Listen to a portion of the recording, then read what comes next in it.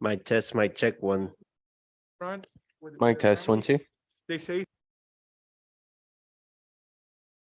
Mic test, 1, the 2. lady in front of them also said, Mic test, 1, 2. Mic test, 1, 2. Mic test, mic test, Mic test, 1, 2. mic test. Mic test, Mic test, 1, 2. mic check.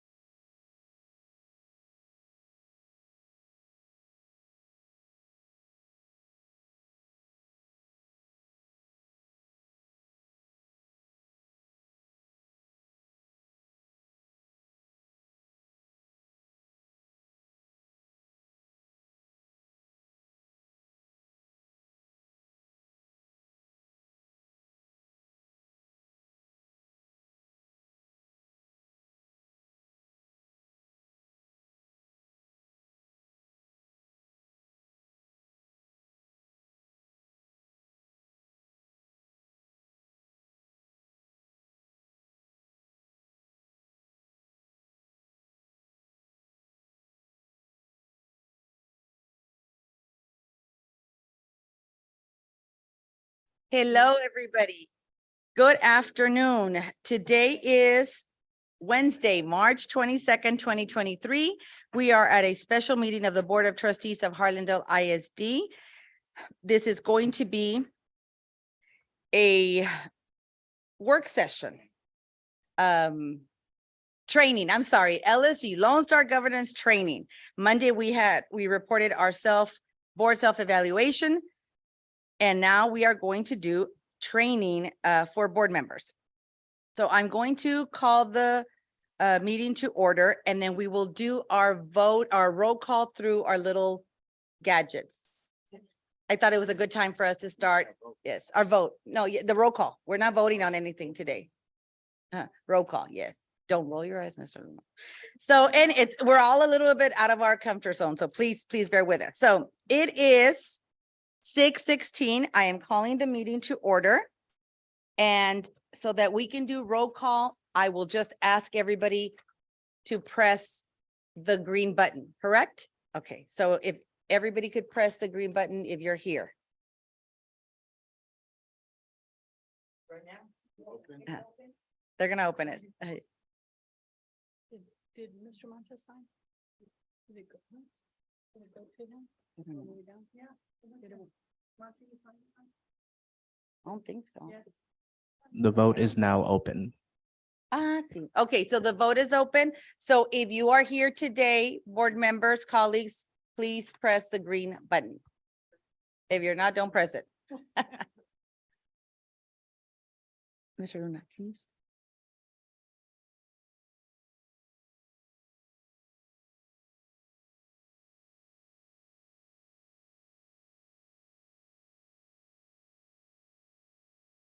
Has everybody have a chance to press the green button to indicate you are present at tonight's meeting?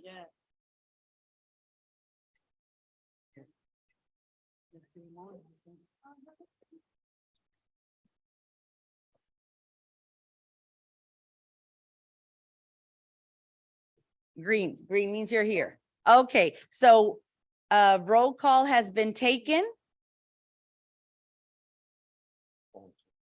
And we do have a quorum. We're all here tonight. Moving on to agenda item 1C, recording of superintendent and staff members present. Mr. Soto? Yes, Madam Chair, Board of Trustees, HISD family, this evening we have Assistant Superintendent for Curriculum, Ms. Casey. Hello, Ms. Casey. We also have Dr. Castleberry with us this evening. Hi, Dr. Castleberry. Hi, thank you. Public comment is agenda item 2. Do we have anybody for public comment? No one signed up for public comment. Moving on to agenda item 3. The board will convene in a Lone Star Governance Training session with Region 20.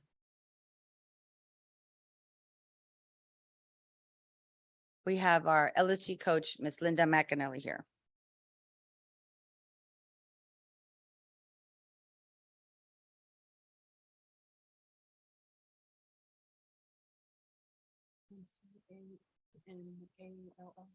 MC.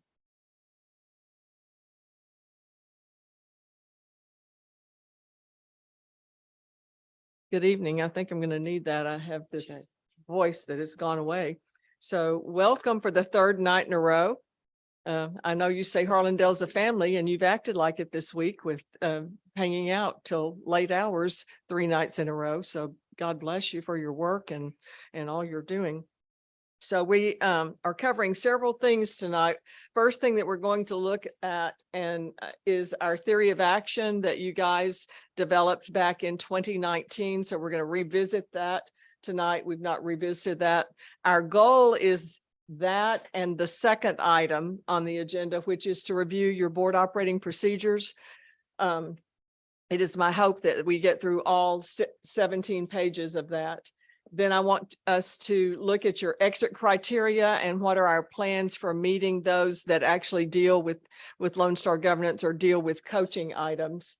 And then the fourth thing is our quarterly meetings. And so that's in the month of May, busy month. I know as school closes out, and in August and in November. And I wanted to get those sort of in your mind, as well as possible dates that we could get on the calendar so that we don't run into what happened this time during a quarter. I know you've been really busy with so many meetings, but we needed to do this meeting in February to meet our quarter. So we'll be looking, I actually have some dates that I'll talk to you about in May tonight. And then we'll look at your Lone Star Governance Manual for a moment. And I want you to actually look at the time use trackers that Ms. Ortiz reports to you. And so we're going to look at that for just a minute and then talk a little bit about your tracker score. So that's a long agenda. It is a 3-hour meeting to get your team building credit. My thought is we'll take a break midway through. And so I'm going to ask Miss Patty if she'll help us watch our time for the 90 minutes through, so that we actually do that. Prior to that, for housekeeping's sake, if you need to take a break, please do so. You know, just knowing that you might miss something, but I don't want you to feel compelled that you are tied to the chair. I want you to feel free to do that. And if we need a break sooner than an hour and a half, please tell me. 3 hours is a long time for any of us. Definitely. So if I'll go the correct direction. So if you will look in your manual, your Lone Star Governance Manual, and if you'll go to page 34, you will find the theory of action. And then you should have a handout that has your theory of action that you adopted.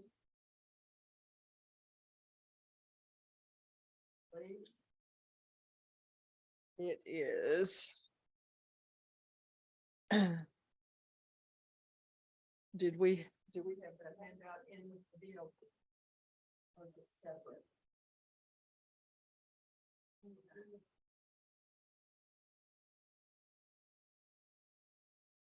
Okay, I guess I don't have it.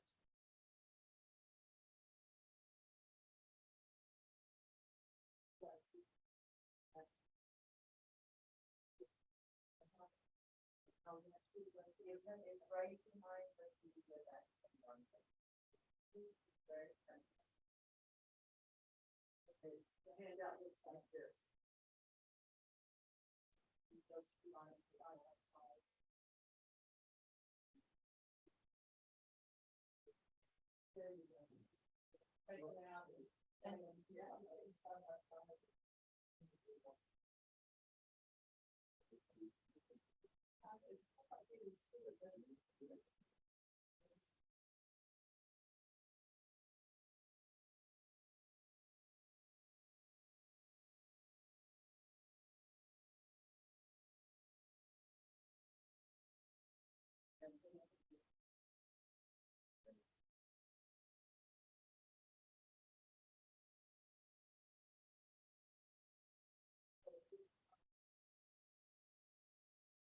There are simple iterations out there. I think we can throw the ball, keep this people in the looking for the good back. Okay, thank you for that. It is an answer. Yes. Okay. So one of the things that we wanted to talk about, Dr. Castleberry had mentioned that you guys would be moving to that grouping possibly with Southside Schools with Texas A&M and having the academy within academy. You mentioned that on Monday night at the board meeting, that's a possibility of having that charter school within a school. And so knowing that, we wanted to revisit your theory of action, and your theory of action, if you'll recall, is a combination of both the performance management, the next to the bottom one, and then the very bottom one, the system of great schools. And what you guys did, you went through and combined those and crafted your theory of action. And so we don't have to look at those two primarily, but I wanted you to look at your theory of action. And I wanted you to think in terms of what does this theory of action have to do, or how does it speak to you as a board on how you envision this charter school coming into the district? And so would someone volunteer to read the HISD theory of action? Who would read that tonight? Just if I may. Yes, Ms. ma'am. McAnally, and please forgive me, but I don't like the word charter school. It makes me very uncomfortable. Yes, I ma'am. know that that is what it has to be called. But yes, can we just call it School of Innovation? Yes, it does not sit well with me, please. Okay. Yes. Think. Yes, exactly. Well, you could Yes. just say your 82, Yes. your that- yes, 1882 school agreement. Yes. And then that does at least take some of the emotion away from that word. And so, I don't want our community to misinterpret, because we use the word charter, that it means what most of us yes, believe that word means. yes, ma'am. Mr. Soto, you were saying? And something? it could be specific to higher ed, because we're going to specifically write the RFQ for higher ed. So it could be, as Dr. Castleberry noted, is a partnership, SB 1882 partnership with higher ed. Okay, Right. and so I prefer that wording as well, and certainly will defer to that. So thinking about that, this partnership, your 1882 partnership with higher ed, and thinking about that school within a school coming into your district, let's read this. Who would read that for you? Mr. Luna, would you read that, please, sir? Yes. If the district focuses central administration on the most critical functions of campus accountability and human resource support, and if the district provides differentiated paths of continuous improvement for all educators, and if the differentiated human resources system methodically identifies paths for performance improvement and ensures that educator placement is a function of student needs rather than adult preferences, and if the district empowers stakeholders, then the district through its campuses will be able to accomplish the board's student outcome goals while operating within the board's other constraints. Thank you. That's a mouthful, is it not? But as you look at that, how does that speak to you for what you would want to see accomplished through your partnership with higher ed and the 1882 agreement?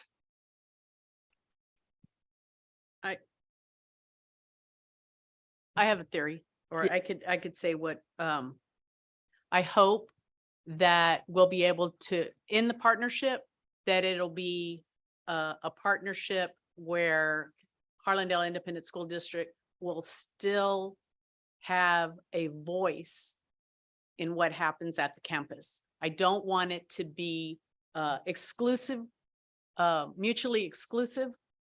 I'd like for it to make sure that we do have a voice on there. Okay, who else?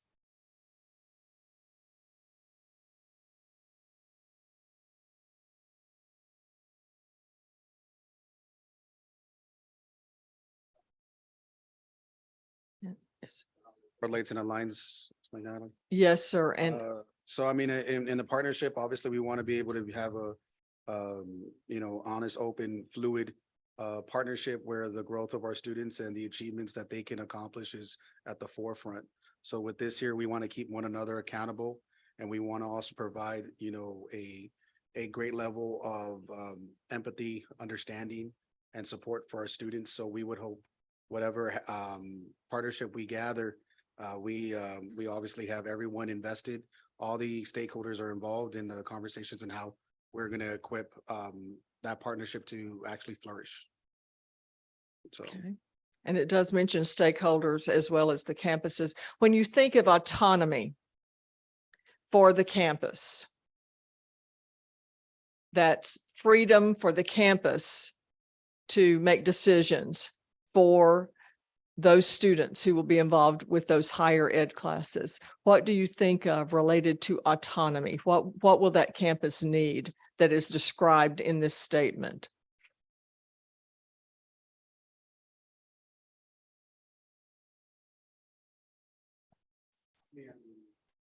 based on, as Mr. Soto already gives, with a lot of our campuses, they have the options to choose how they want to structure their staffing, how they get, they have their allocations, how they base their campus improvement plans that align with what they want in terms of what they want versus what they need. And then really it's providing the opportunity for, because the difference is in going through this partnership is that we are going to have to give up some autonomy to that group. And that's something that is a little difficult to digest. But when it comes to the possibility of being able to provide more resources to our kids, that's something that I think we as a group are probably willing to, kind of relent on in order to relinquish that a little bit in order to provide those avenues for success. And obviously that autonomy, we know they still will allow us to have the final say from what I gather from the partnership in certain aspects. Because they still have to present ideas to us as a group. But ultimately, it's like, we're gonna entrust in them our most precious cargo, which is our kids. Okay. Anyone else related to campus autonomy and the relationship to Harlandale overall and to the board's oversight? I'm gonna piggyback off of Mr. Moreno, Yes, ma'am. because the first thing I was gonna say was trust. We have to trust the leadership that is before us. And we have to trust that that partnership is going to understand fully and in detail the community of Harlandale ISD. And I mean the students and their families, and even our teachers and staff. Right. We are very unique. We are unlike any other district. And it is important for us to trust that those that we are allowing and entrusting with our most precious cargo understand what it means to be from Harlandale ISD. Dr. Castleberry? Well, I think the word differentiated is important. Differentiated paths of continuous improvement, differentiated human resource system. There may be different ways of doing things that you won't find on any other campus in the district. And I think that's a key to the kind of partnership that we're looking for. Trying different things, all within the accountability system and the general, operating system that the district provides. But I think we have to be open to differentiation. And some of those things may be things that none of us has thought about. I'm sure. Yes, go ahead, Mr. Luna. That's what I was, thank you for Dr. Hesberg. I was thinking about, that was the word that stuck out for me a lot, was differentiated. Because that's, as an educator, we're always we should be trying to find a way the child learns, not the way that we think they're going to learn. So we have to use different resources, materials, whatever it's going to take to be different. And like she's in different teaching styles and learning styles. But she also makes a point that we also have to be open as a board to what's going on to some degree, because it is going to be not an anomaly, but it is going to be different than what we may be used to seeing at our other campuses. Yes. And I'll add, and that's why I mean that partnership has to understand our community, because we're a community that doesn't always like change. And so I would appreciate them understanding, we're trusting you in understanding that it might be a little bit of a hesitation, even for some of us, but we're trust you enough to get us to where we want our students to be. Right. Right. Anyone else? Mentor, just to interject, we do already have we have the partnership with Avance. So in the lower pre-K, we're used to doing that already. So we just probably need to understand at the higher level, the high school level or middle school level, where it's going to be, that this can also be part of our district. That is a partnership. That one of the things I know when I was working there is that the parents sometimes would understand is that well, they're Avante kids and that they don't know they're Harlandale kids. No, they're Harlandale kids. That's right. You know, they're gonna be in our accountable system and our finance system, things. So somehow that has to be expressed and shown that these are our kids, our students, and they're not off in La La Land, some other place, that we are working this together as a family, as a unit. So as you think about your theory of action and it's serving you in this new role, I think that's a very good analogy right there with your Avante program, that there are some things that may be different and probably will be different. And when we say grant autonomy to someone, that means the trusting relationship to allow them the freedom to do some things that are going to be different and are going to be changed, and just going into it with the understanding that, you know, it ends up talking about that it's for the function of meeting student needs rather than adult preferences, even what we're used to. So do you think this theory of action still is going to work considering the new partnership is I believe our exploration and our question tonight? But since it's still the mixture of the earned autonomy and system of great schools, it still would align and correlate. Okay, anyone else on, does it still work? Is there any tweaking that needs to occur? Are you good with keeping it as we had it in 2019? I know it's wordy, but all of them are wordy. I mean, they just are. They came from from a research book, right? And so there is some wordiness to it. Ms. McInerney, can I kind of guide a little bit of the board? If we see the word differentiated in human resources, Yes, sir. you know, that's telling us that this campus of innovation that we're looking to seek, we're going to have special teachers that are going to have to apply to be in this school, because we're going to expect it to be different, right? And so this is going to be more of not being equal amongst our campuses. This is about equity and what resource we bring into this school. And so that sometimes, as we know, some staff members might reach out to you and saying, well, I want to be at that school, but I wasn't given an opportunity. Or, you know what, I was at that school, but I wasn't cutting the accountability system, and now they're moving me to another school. So I think that differentiation that is on our theory of action, if we take it to heart and saying, you know what, we're going to be okay, because if we're going to do this school of innovation, we're going to raise the bar. We're going to expect different things. That's what that word is. We're going to expect, there's going to be different expectations, not just for our children, but even for our staff. All right. Madam Chair. And that was going to be one of the things that I was going to bring up to our staff. I mean, you know, it's going to be like puzzles. Because if we put the wrong staff member in there that's going to battle the change in the system, it's going to cause conflict. Mhm. So we got to be prepared for that. We got to be prepared to make sure that the pieces that we put in that puzzle are going to be the ones that are going to fit, not the ones that are going to be pushed in there. So, you know, we got to be cautious with favoritism. We've been working here for a long time.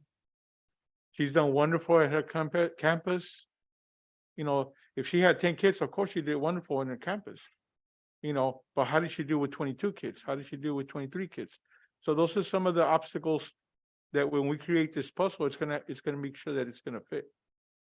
You know, so I agree with you 100%. You know, staff is gonna be the most important thing, you know, to this. So the human resource part needs to be very, very cautious of who they choose and pick. Thank you, Mr. Mancha. Anyone else? So we're good. We're not taking a vote, but we're just by consensus, you're still good with your theory of action remaining the same, despite the fact you'll have this new innovative school within a school. Yes. Okay, thank you. All right, so we'll leave that one alone, and we'll talk a little bit about your board operating procedures.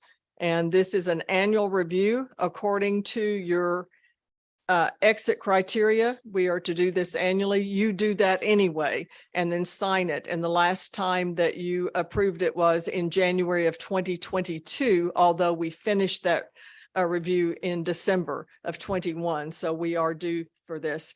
Find your paper copy, please, of your board operating procedures and a pen or pencil.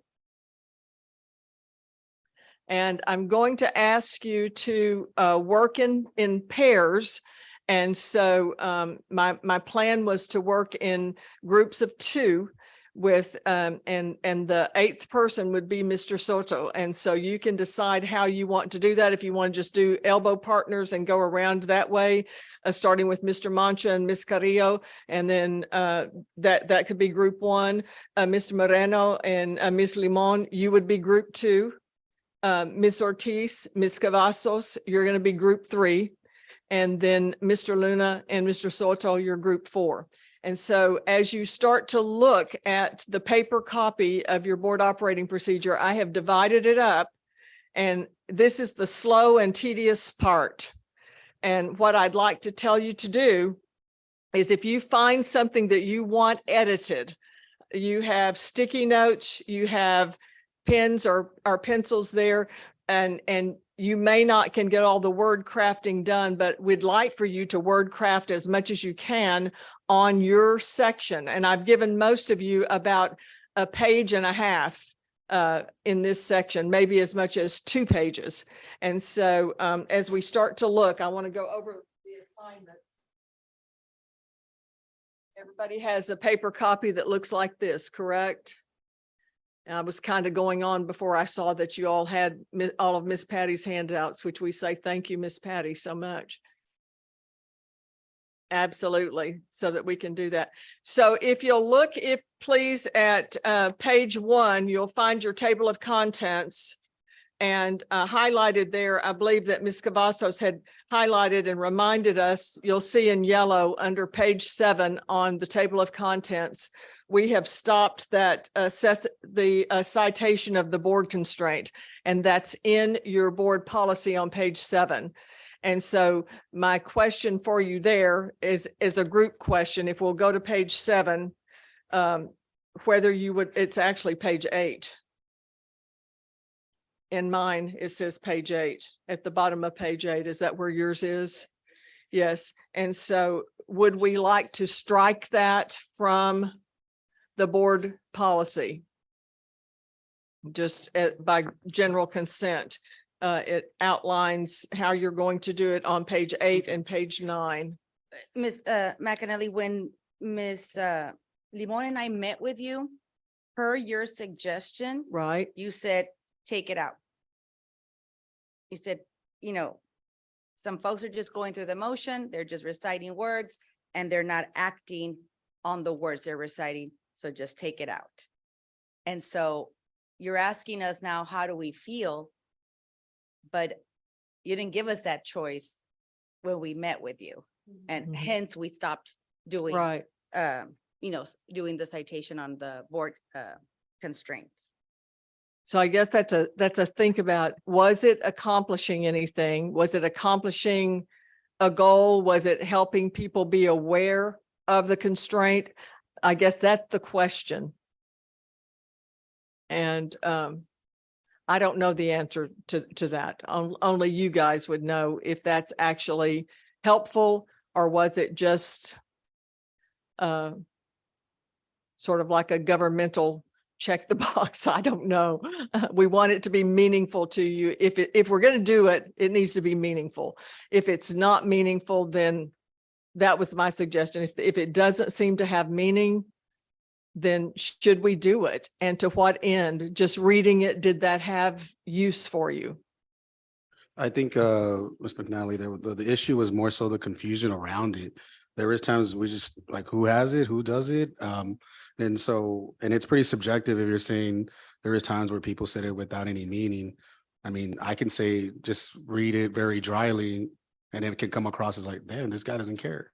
But at the same time, I could read it very enthusiastically and be like, man, this guy is really into It's it. true. Oh my God. I mean, he's all about board constraints. Right. And so it's very subjective. So to me, in all honesty, I mean, either way would work, but in my opinion, I would be okay with omitting it.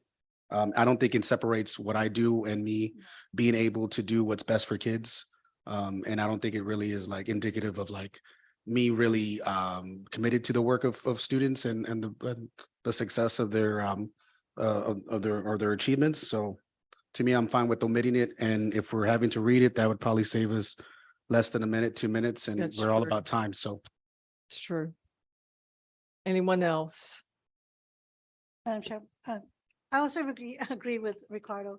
I do think that when we were reading it, I didn't see reason to do it, you know. It wasn't, to me, I mean, I felt like I was telling myself, you know, you better be good, you better make sure reminding me, but I don't need to be reminded. I mean, I have somebody sitting next to me over there that's reminding me all the time. So I just don't think that this is, was the best idea. Okay. You know, in my opinion. Appreciate Okay. it. Thank you. Madam Chair. I would argue the counter to that because it does make us accountable in the public's eyes. And I know other boards do it, and that's why they do it, because then they know that they're being accountable to the public and it's out there and it's in the public forum. Even though it may seem to some people it's not, like, it has any feeling, but it does have feeling to those that are watching. Like, Okay. you said this, and so you got to live up to it. So they'll see you in the public forum. You said it, you have to live up to it. In my opinion, we weren't. We were just checking off a box to satisfy, you know, our LSG training, because that would have been best practices. Recite it and do it. Act on the words you're reciting. And it just became something else to say during a meeting. We weren't living by those words. Okay. And so the accountability might have been there. Maybe the intention. But I don't think we were truly living by the words of our constraints, much less when we recite them. Okay. What about your other three? We Well, have, Madam Chair. You know, I didn't see no point in it. I mean, I walk in the door, I introduce myself to everybody that's in the area, in the audience. I let them know if there's anything that, you know, if they're comfortable, if they're okay, if they have issues, you know, so I feel that I'm already doing it by expressing myself and letting them know who I am, and I do that in every meeting. Whether there's a few people or there's a lot of people, if I know there's gonna be a lot of people, I make sure I get there early. You know, even with employees, I mean, I make sure that they get acknowledged. You know, to me, I'm already doing it, so to read it, and then the audience really doesn't understand why you're what it reading. means, it really makes no sense for me to read something that they don't understand what it means. I understand what it means, but unless it's posted on there For what them it to means, see it. for them to see it, they don't understand what I'm talking about, other than, okay, he's reading something that makes no sense to me. And that's my expression of it. and if I just may add, because the memory serves me well, the first time we did it, we didn't even know that we were supposed to do it. So we were like, are we reading it together collectively or are we reading it individually? And so because it wasn't something that was clear, there was no clear, concise direction or guidance on what it was. So we were confused, and we're confused. Then I Sure. would assume that we didn't properly or explicitly explain what the merit was. So, I mean, if that's how we started it, how do we go forward with it? Because in reality, that's how I remember it, is we were discussing it, but at no point did we say we were going to do it. And then we come in on meeting and we're like, hey, here, we have to recite this. I was like, are we reciting this together? And I remember asking Ms. Cavazos, like, oh, well, this was requested for us to do. All right, does that mean you and me? And oh, no, we're going to have one person at a time. Oh, okay. And so it's like when you get voluntold something, it's confusing. And then do you really get the buy-in? Perhaps not. So, I mean, I know it was discussed, but it was never actually clear that everybody was like understanding what the purposeful intention was of going forward with this. So to me, I don't feel like we never were for it. It was just more so, we never had any clear expectation of what it was. So could we actually fulfill it with fidelity? I would say no because of that.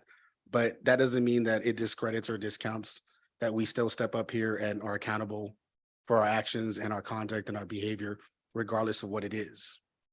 So, Right, and it's the statement there on 9 that I have not, in my behavior or actions the past month, I have not performed or appeared to perform the duties of the superintendent and continue to focus on student outcomes and not adult outcomes. Yeah. And that's actually out of research that says that's the number one area. If boards trip up, that's the number one area in not recognizing that they're actually into management.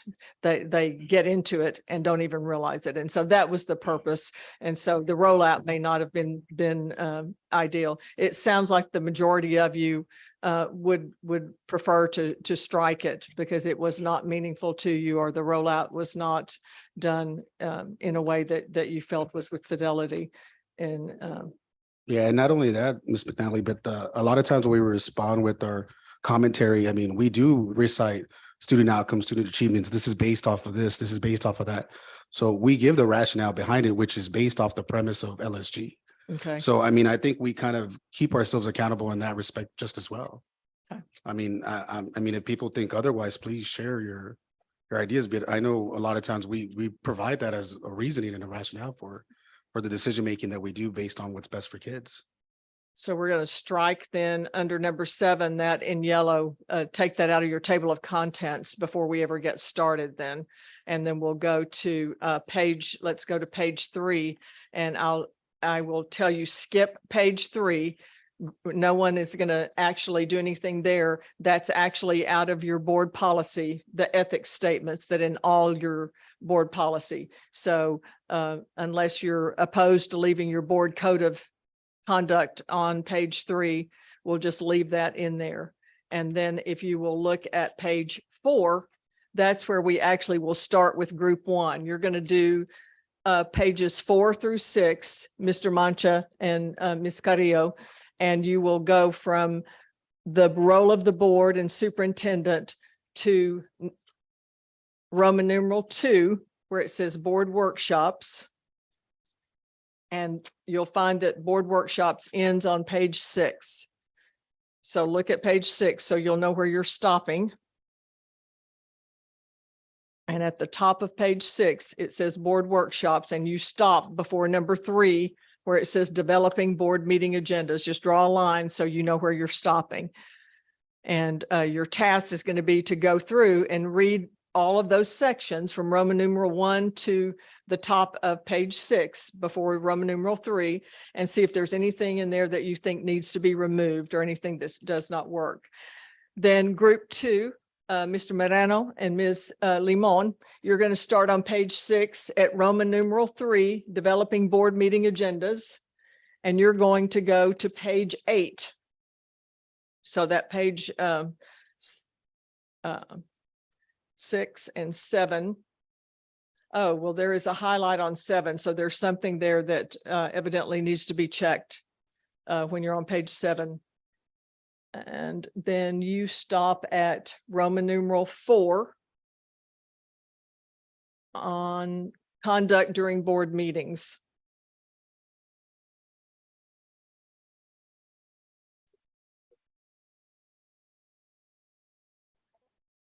I think the page is off what I.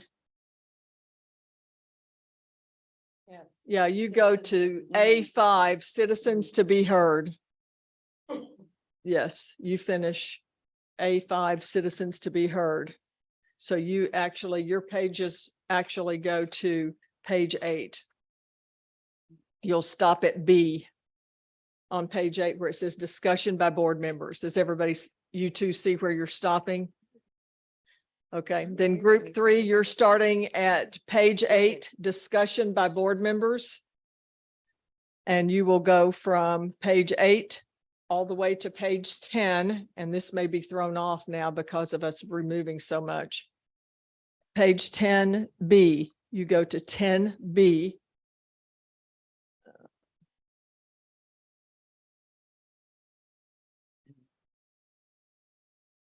Roman numeral 5, information requests by board members between meetings. That's at the bottom of page 9.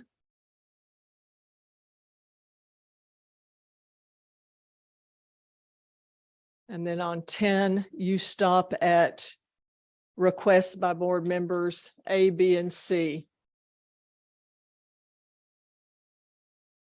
which stops at the top of page 10. Do you see that, Ms. Ortiz, Ms. Cavazos? Stop at the top of page 10.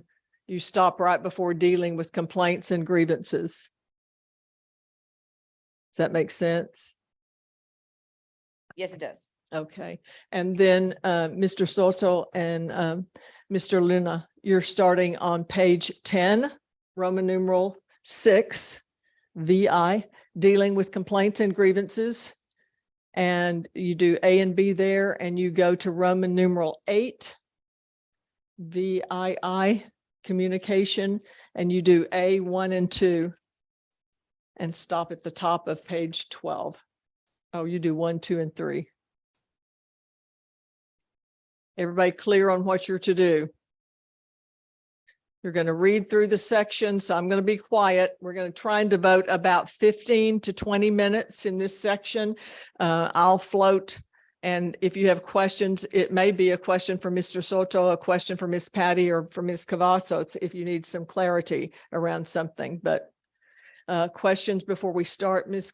Cavazos, anything? No, not me. Anyone? I just have something to say. Yes, Just- ma'am. Mr. Luna, I think your comments on that particular section about us reciting, I think you're on point.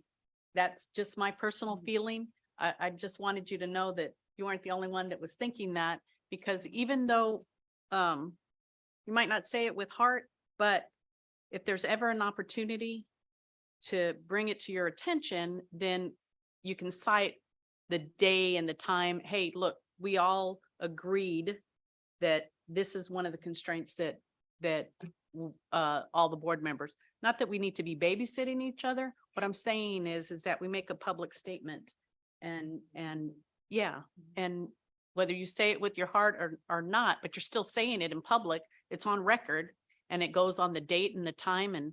And so I just wanted to say that that was something that I agree with you. So now it's about That two was and a supposed- half of you that was like it? well, That was supposed to be the purpose. When you directed me, yeah, to have this on the agenda, that was the purpose. You know, that it was going to be in meeting minutes, it was going to be on a video, it was going to be, you know, the community was going to hear that individual Right. recite that board constraint. And that was for purposes of accountability. If we did need to address that 1 or 2 or 3 or 7 board members, we could make them accountable because of these constraints. Right. But then I followed your direction and you said, take it off. It's not working, just remove it. And we stopped. We literally stopped. Well, I think there from was one actually a meeting to question. I another. think I asked the question. I typically don't give directives. I think I asked the question, is this working? How is it working? And how are people feeling about it? And I have to disagree with you. We were in a Zoom meeting, you, Ms. Limon, and I. It wasn't at a quarterly training. It wasn't in a work session. It was in a meeting with the 3 of us. Right. And I think I asked, how is it working? And I thought we all said it didn't seem to be working, but you know, if you want to leave it in there, let's leave it in there. We can revisit. I'm not going to give a directive about board operating procedure. That's not, No, you didn't give a directive, but you did encourage us to just remove it because the accountability wasn't there. We were just following our coach's direction.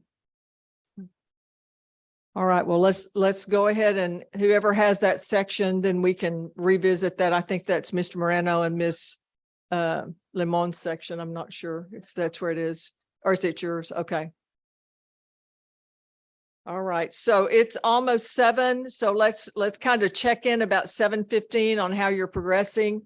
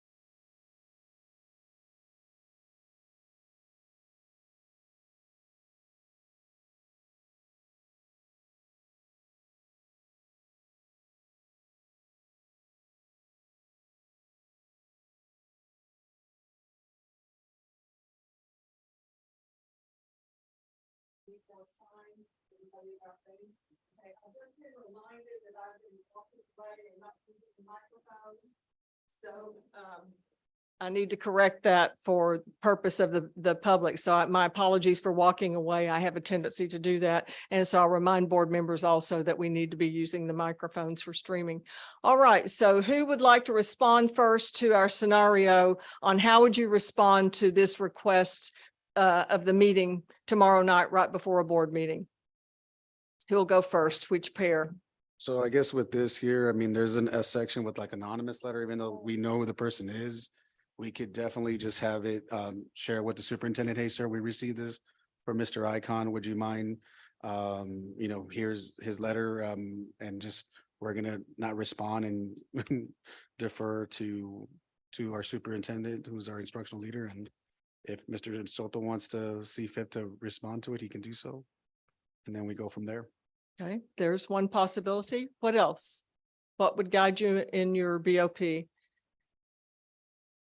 Madam Chair, I think it was, we was part of our discussion earlier was section 6.1.1 and 2. Like referring to the superintendent and have him deal with the situation. Have him deal with Mr. Icon, right? Don't you like those names? Yes, Ms. Ortiz. In the back of all our cards, it reminds us that at some point, the board may be involved in hearing an appeal to it on an item. But the other thing is that what I have done on occasion when that has come up is I remind the public or the individual that is telling me this, and this, that we have a school board meeting tomorrow night. You have an opportunity to sign up for public comment. Make sure you're there by 5 o'clock and sign up. And so I tell them that when they want to address the entire board. Okay, all right, that's straight out of board policy. Any other idea? You can certainly find out if it's about a student and have them look at letters F, N, G, that's on grievances, and ask them, have you gone to the principal, to the teacher, to whatever is, always refer them to whomever the issue is. So absolutely, your policy can work for you. So, okay, good job there. Anyone else on that? All right, so here's scenario 2. Who would read that with a mic on, please, so that the public can hear that for the recording's sake? Yes. Do board members have authority over staff? Scenario number 2, a board member instructs staff to perform tasks for him or her, such as scheduling lunch appointments with staff, accepting packages for him or her at central office, and picking him or her for school events. Staff have complied with these requests, but now the superintendent has instructed staff to discontinue these practices and has advised the board member his or her requests to staff will be discontinued. What should the board member do? And that's talking about the other board members. What should you do if you hear of these behaviors? Find in your board policy how you should respond to that, please. 5 minutes or less.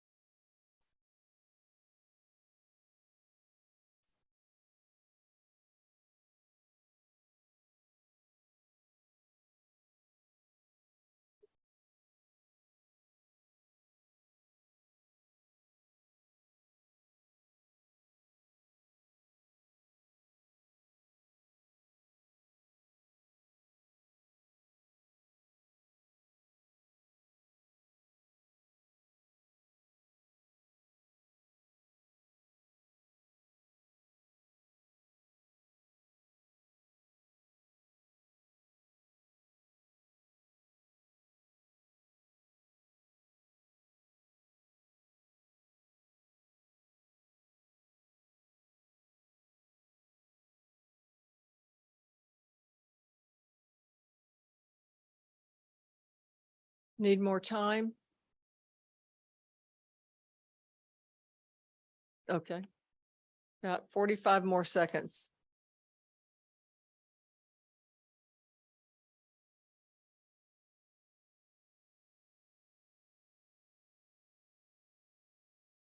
We don't have anything on personnel, do we? But you probably know.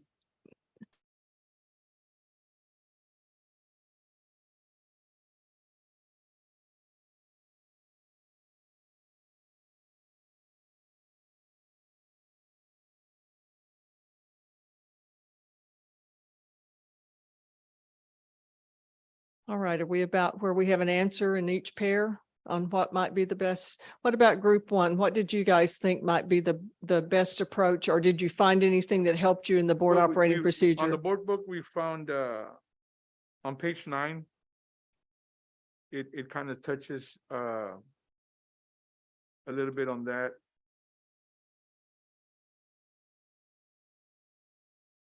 On number 2, administration shall not be required to comply any request directive by an individual board member for the creation of new reports unless required by approved by the board majority. So it kind of touches on it. It doesn't really give them an explanation. And going back to when I first became a board member, when Mr. Madrigal set up a meeting with each one of the new board members individually and explained to us, and he gave me a book about that thick for me to read and understand the role of a board member. You know, and that's when he came up with the idea of putting that in back of the cart, because I told him, well, you know, how come we don't have something like that so I can hand out when somebody approaches me? Instead of me trying to solve the problem, and instead of when it's a staff member or when it's a teacher or one of my colleagues. So that's when he decided to put that in the back of the cart. So my first set didn't have nothing in the back.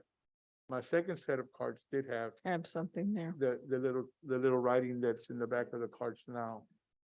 So I would direct him to the superintendent, Okay, and so that would be my policy. okay. And preferably set up a meeting with not only the superintendent, but also our board president.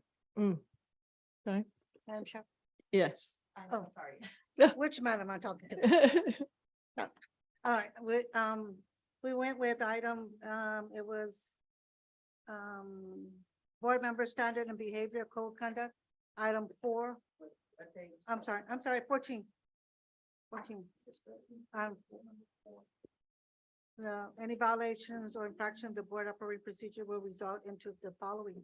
A and B, individual board members are encouraged to express their concerns about another board member's performance directly to that a member in a professional and respectful manner. B, if addressing the issues directly with the member does not resolve the concerns and discussion with the board president is appropriate. Okay. Any other idea?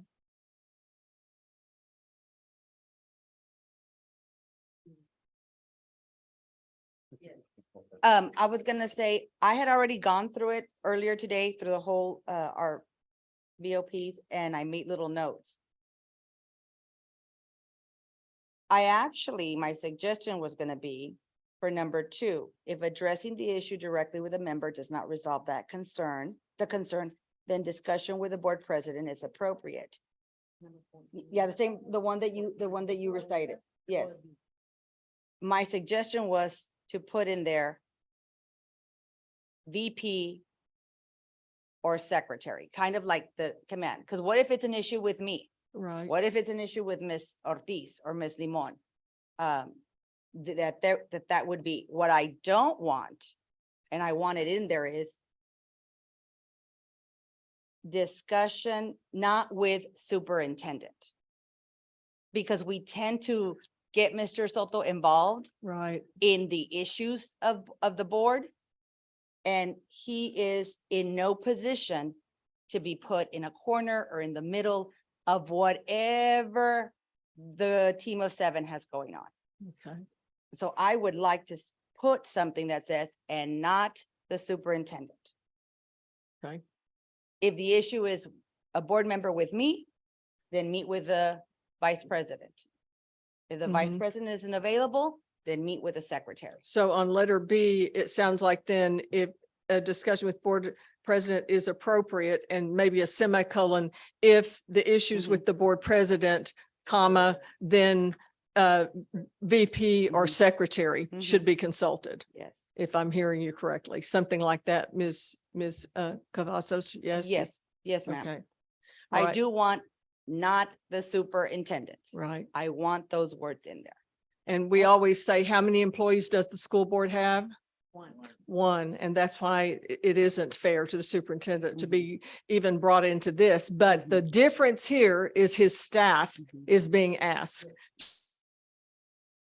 To them Differ- involved, Yes. yes, That's And- where I would differ, that the superintendent has to be involved. on this one, Because it's not an issue, it's not a personal issue. Now, if I have an issue with one of our colleagues, then right, yes, Mhm. it's different. But right, I'm not having an issue with the colleagues and I'm not having an issue with the superintendent. I right, want staff to cater to me. Mhm. That's Right. different. that's The right, scenario is completely different from what I'm hearing. The scenario is he's taking advantage of staff. right, The only one that can control staff is not our board president, that's right, it's our superintendent. right, So that's why I would say it would have to be the superintendent and the board president, Mhm. because the board president can then guide me as a board member as to what my rule is. that's right, Because the superintendent cannot tell me what my rule is. right, I can understand that part. But then the superintendent can tell us the rule of my staff is to be seen by me. that's right. So that they're that's where his I would employee. differ on that. That's right, Mr. That's right. Mancha, and I jumped the gun. Because I wrote notes, I referenced it because she cited that section. okay, But my notes on the section you all had was where it says will not ask for reports. I had on my notes, will not ask for tasks. You know, it says reports and or tasks. Yes. Yes, yes, yes. But I referenced it based on what Ms. Limon said. I jumped the gun. I went Mhm. ahead. okay, So when we get to that section, I'll remind you all about what okay. I want out All there. I right, would so like. that out there. that's two scenarios. I think we have four more wonderful scenarios. And I apologize. I just noticed that when I was crafting this, I left out a couple of things and then left a hyphen under superintendent. I apologize that. So let's go to group Miss- one. Miss. Oh, yes, McNally, ma'am. just one thing I wanted on this scenario, on this one. I think that where it says, but now the superintendent has instructed staff to discontinue these practices and has advised the board member his or her request to staff will be discontinued. I think that kind of statement needs to be made to all of the board members, just a friendly reminder that we're no longer not to discuss or not to direct anything to staff. Just a friendly reminder kind of thing Mhm. to all the board members. I actually took this from a real live experience of a superintendent who called me and said, my secretary's been asked to pick up dry cleaning for a board member. And I said, you're kidding me. And said, it hasn't just happened once, it's happened multiple times. And the staff member's in a pickle. And I said, well, that staff member is your staff member and that board member is taking advantage. So that's where I developed this from that one. I was like, whoa, really? So, all right, let's go to group one. And group one, let's start on page, tell us what page you started on, please. Page 4, I believe. And walk us through section A. Well, was there anything on the role of the board? That's also straight out of, on page 4, the top of the page, Roman numeral 1. We took that straight out of TASB language. Did you make any changes to role of the school board and superintendent at the very top in all caps? No changes there. Okay, what about under duties of the school board? And then and just to clarify so that all of you know, those duties, those are the 6 essential duties that are typically listed in board policy. There are more than that, just as there are more than that for the superintendent, but those are the first 6 that come out of your TASB policy. Any questions on Roman numeral 1, A through F, or any comments from either Ms. Carrillo or Mr. Mancha? Madam Chair. F, for whatever reason, mine is circled. Employ and terminate contract and non-contract chapter 21 personnel in accordance with district policy DC. Were we thinking of pulling that out? Because yes, I mean, I personally did that because there was, Yes. So does that stay or does? I Well, think it comes- the conversation from back was, it was a conversation because we were discussing like, well, as great as Mr. Soto is, he's not gonna be here forever. And if this is a living document, then there could be a time when it's maybe necessary to have that in place. If we hire someone and something goes awry, you know what I mean? So it's not to say that, but it's already been designated that he has certain authority about hiring and firing related to certain employees and at certain levels. So he does have that authority. We already made that designation. So And the this- reason why that was still there was because of that. That's And what we were this discussing the language last is time. not something just exclusive to your district. This is out of TASB's 6 duties of a board president, of a board member. So it's not just specific to you. It's to every district of the 1,200 in the state. Ms. Carrillo, so I just realized something. You have the notes you made last time. So because I'm working off a copy I made, then I flipped on mine and I'm like, that's my handwriting. Yes, so, so whatever you have, those are your notes, because I wasn't looking at what's on the binder because I made my own copy with notes. And right now I flipped, I was like, that's my handwriting. So yes, and Patty confirmed, we all have our individual board operating procedures. Yes. Yes. Yes. So whatever marks there are our own notes on there. Gotcha. Okay. Thank you. It was something that we Okay. had discussed. Yes, sir. We have been Right. all around, not.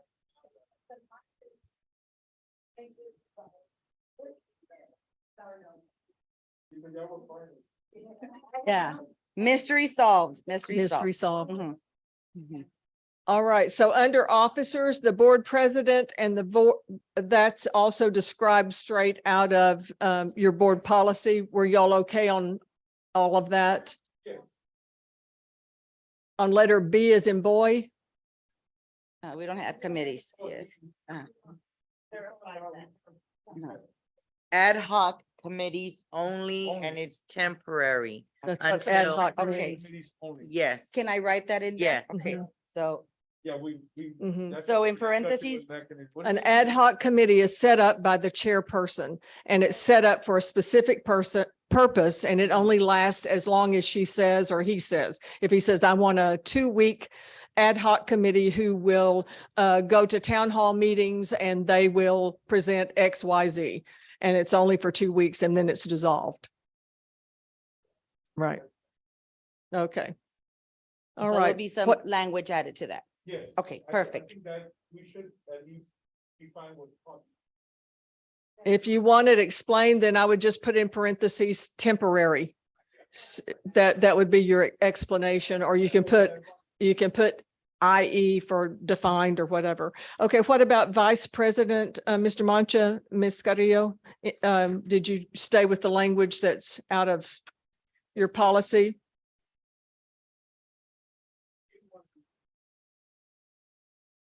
But the vice president, when I took the strategy, some of the, I was specifically told, my role is not only to take action when she's not here, but also take action when he or he makes a mistake. You know, to make sure that we correct. You know, because a lot of times they think, well, the vice president doesn't do anything. You know, he just sits back, relaxes, he goes up.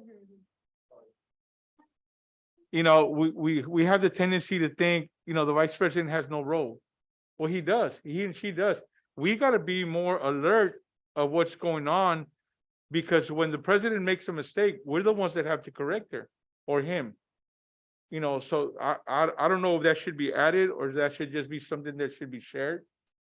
You know, Well, I guess the way I would answer that is this list some of the duties of each of the officers, and point of order can be brought by any of you. Yeah. And so, we'd have to add that at every place. So I think that that's a great point. I don't know that it has to be added to the language, but I think it's that's a just great something that- point. that- Yes, sir. you know, that we should be told. Be when you told and become president or reminded. Vice president, that you should go to some of the trainings.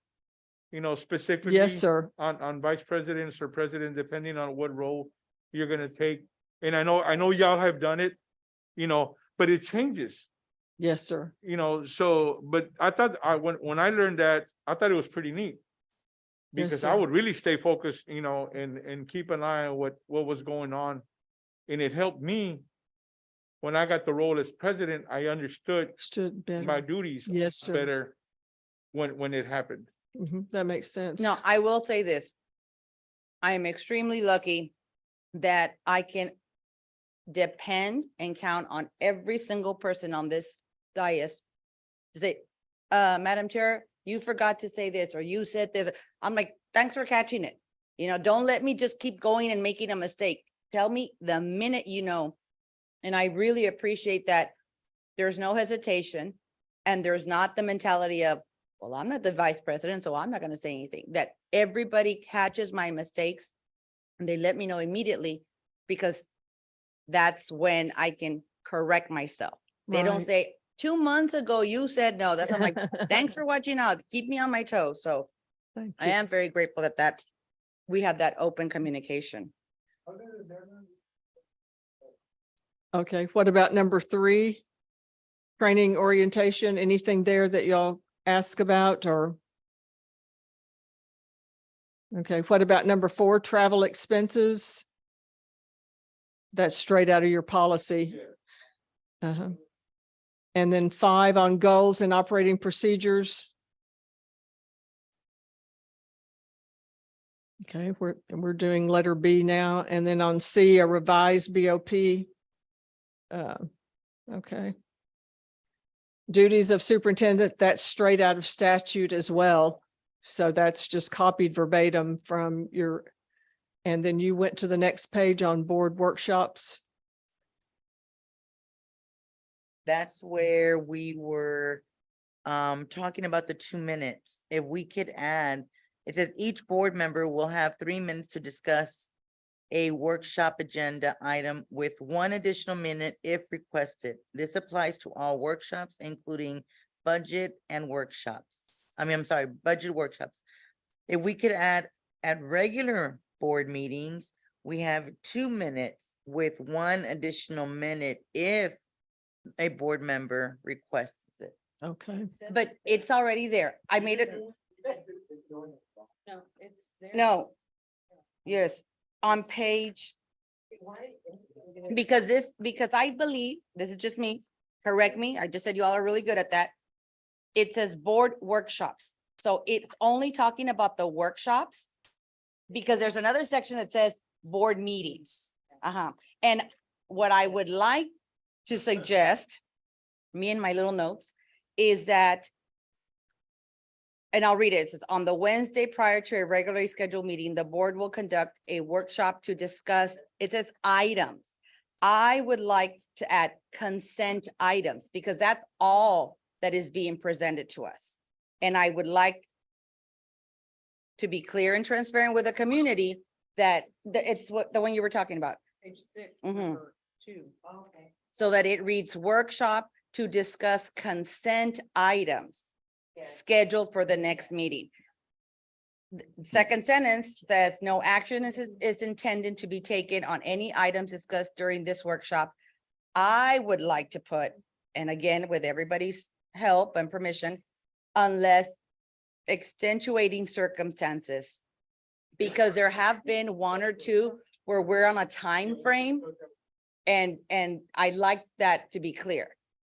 And not, yes, it's clear for us, but more clear because this goes on our website, that the community understands that sometimes we have no choice but to add something on that, on the consent. Madam Chair, Yes. sometimes we do have some individual items like, Yes. I mean, so instead of it just being, Mhm. Consent. Mhm. We discussed that with Ms. McEnany, Mhm. and she reminded us of the way we used to do it in the past. When we would do it in the past, we would do that part first. And then we would stop the meeting, we would, That's if you were doing like a hearing Yeah, like- and then you were going into a training. so then But what we that would was a do different- was stop that meeting and then start the training meeting. Correct. But like last workshop, we had the auditors present and then there was no action. And then it went to as an individual item at the board meeting. So it never touched consent. So I'm saying just be careful with us saying that we're only gonna do consent at workshops because we do sometimes do individual items. Would that fall under extenuating circumstances?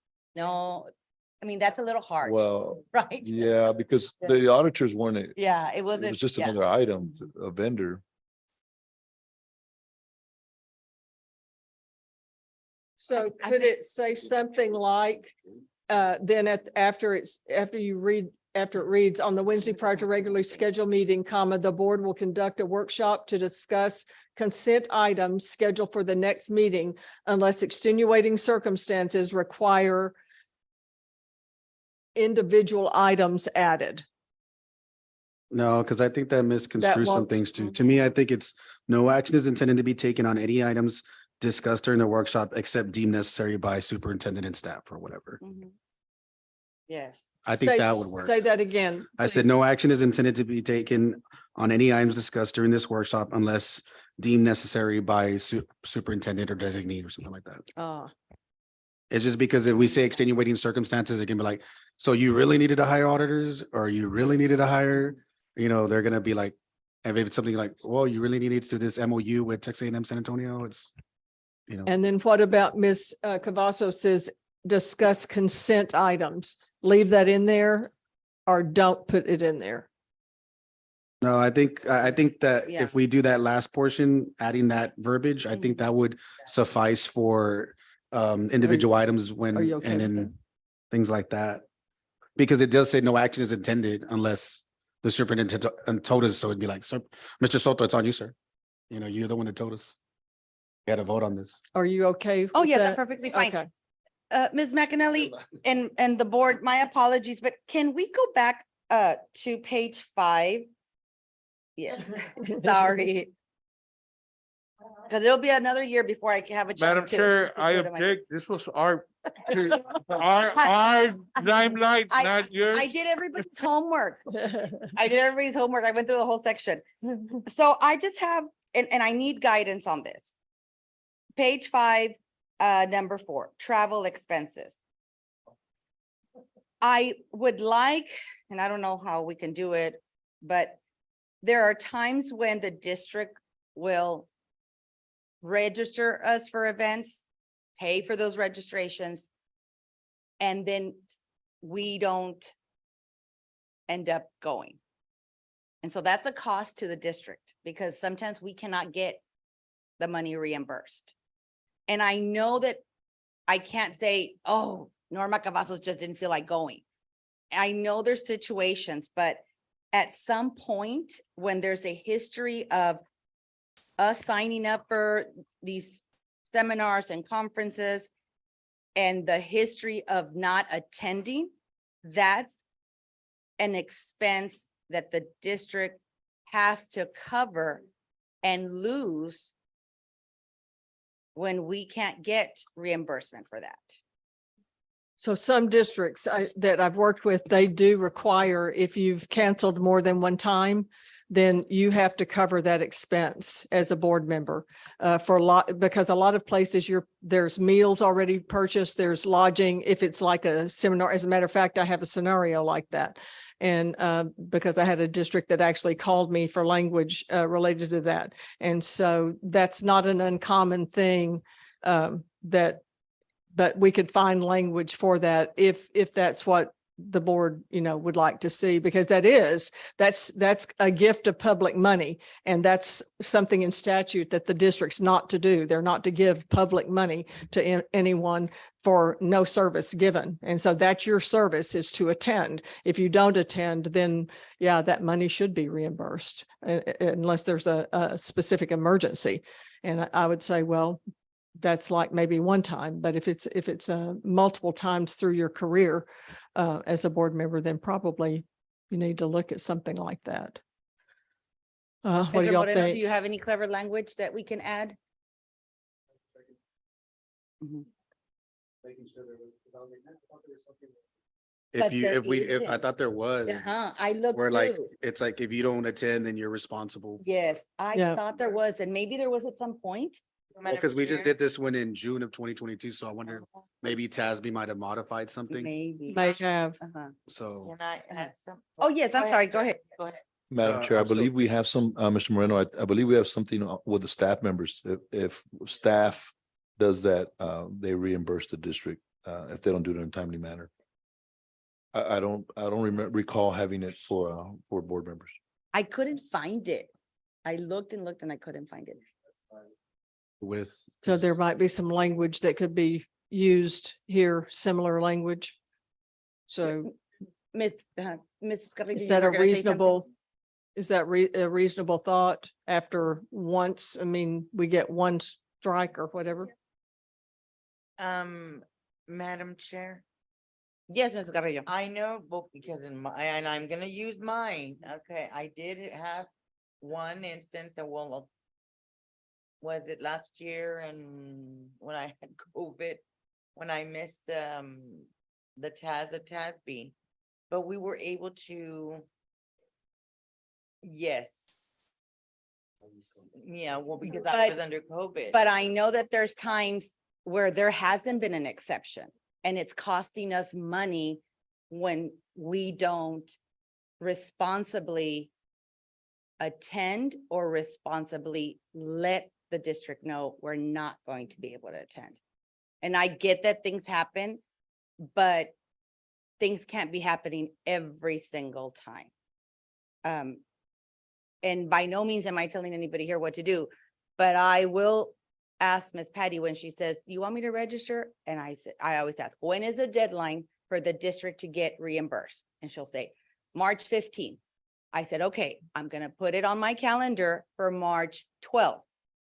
And I will confirm that date in case anything changes. That is my deadline. I'm accountable and responsible to let Patty know, Patty, keep my registration. I will be able to attend, or I'll tell her, because I'm not gonna be able to attend, Patty, and the deadline to get to the district to get their money back is the 17th. Right. So please, can you address that? So that's what I do because I want to be accountable for the money and my actions and consequences.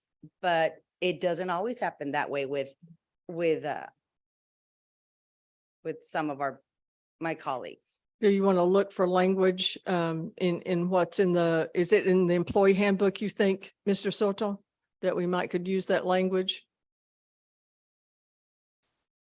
I think it's an employee handbook, because I'm not seeing, because there's expense reimbursement for DE under personnel, but I'm not seeing that term like verbiage.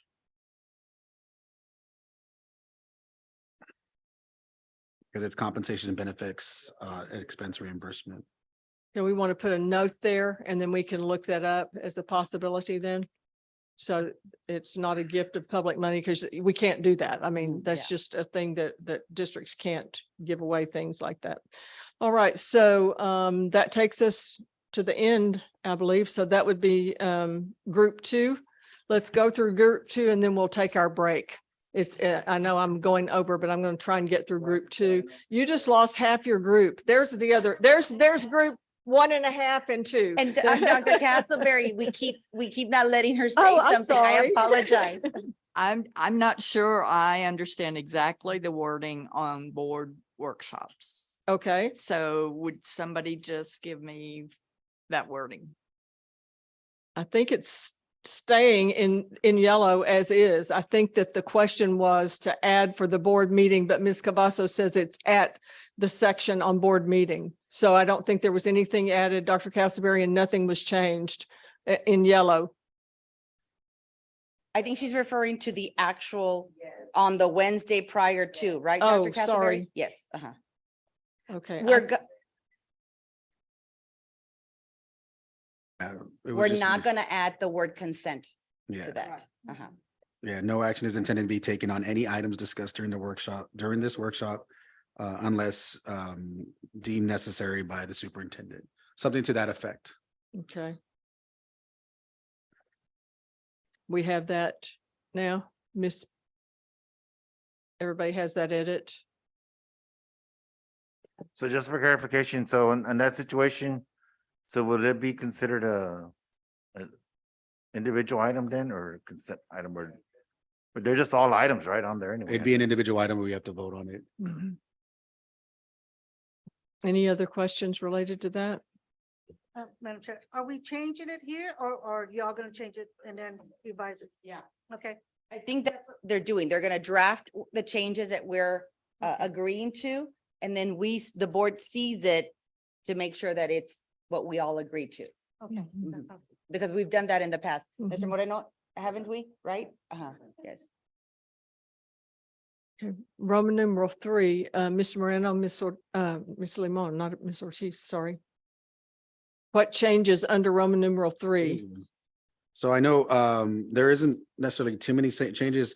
I just wanted to make sure that people, we reiterated and emphasized that it's not necessarily Ms. Cavazos or whomever is the board president, but it is prepared by a superintendent. And I think I reference that all the time when it comes to the agendas and when we get knocked for this or that. It's like, we don't make the agendas. It's necessarily, you know, the superintendent brings it to us. And then when it gets to item 1, I know just extenuating circumstances. Because I know it was really tough for the staff when we were discussing it the last time of trying to get all this information to us as quickly as possible. And then having a meeting, as soon as the meeting's done, they have another meeting. So I know extenuating circumstances with them is fine. I know with us, it's hardly done when we request to put an item on there. And it's hardly ever, you know, whenever it's less than 12 days. So and then item 2, 3, 4, and 5, and 6 to me seemed okay, Ms. Limon. I don't know. Yes, I'm good with 2, 3, 4, and 5. And then we go to B, student outcome designation. I'm good with that. But until we get to board packet on item 2, C2, on the board members shall submit questions or request additional information to pretend no later than 5 o'clock on Wednesday prior to regular board meeting, including certain circumstances. Do we? That has So to we be change it to changed Friday? Yeah, that's what Miss. because a Wednesday, that Wednesday is our work session. Yeah. Right? So that's what I was asking if we could Make sure to note that. change it from Wednesday to Friday on C2. Yeah, because then it would, I guess, align with 2 and 3. Yes. Because it's like, well, we meet that day, so, you know, Ms. Cavazos always says, make sure if you have any questions to, you know, email this superintendent to, you know, so he can go with the certain department or whatever. So your practice is, it's your practice then on number 2, that it's 5 o'clock on Friday before the regular board meeting, that you continue to ask questions of I Mr. Soto? Ms. Ortiz, go ahead and say that because I was gonna say, but I want to take credit. Yeah. I was just thinking that on number 2 and number 3, that we should at least give them a working day, one business day. And that So it should be, do- instead of Wednesday, it should be Thursday.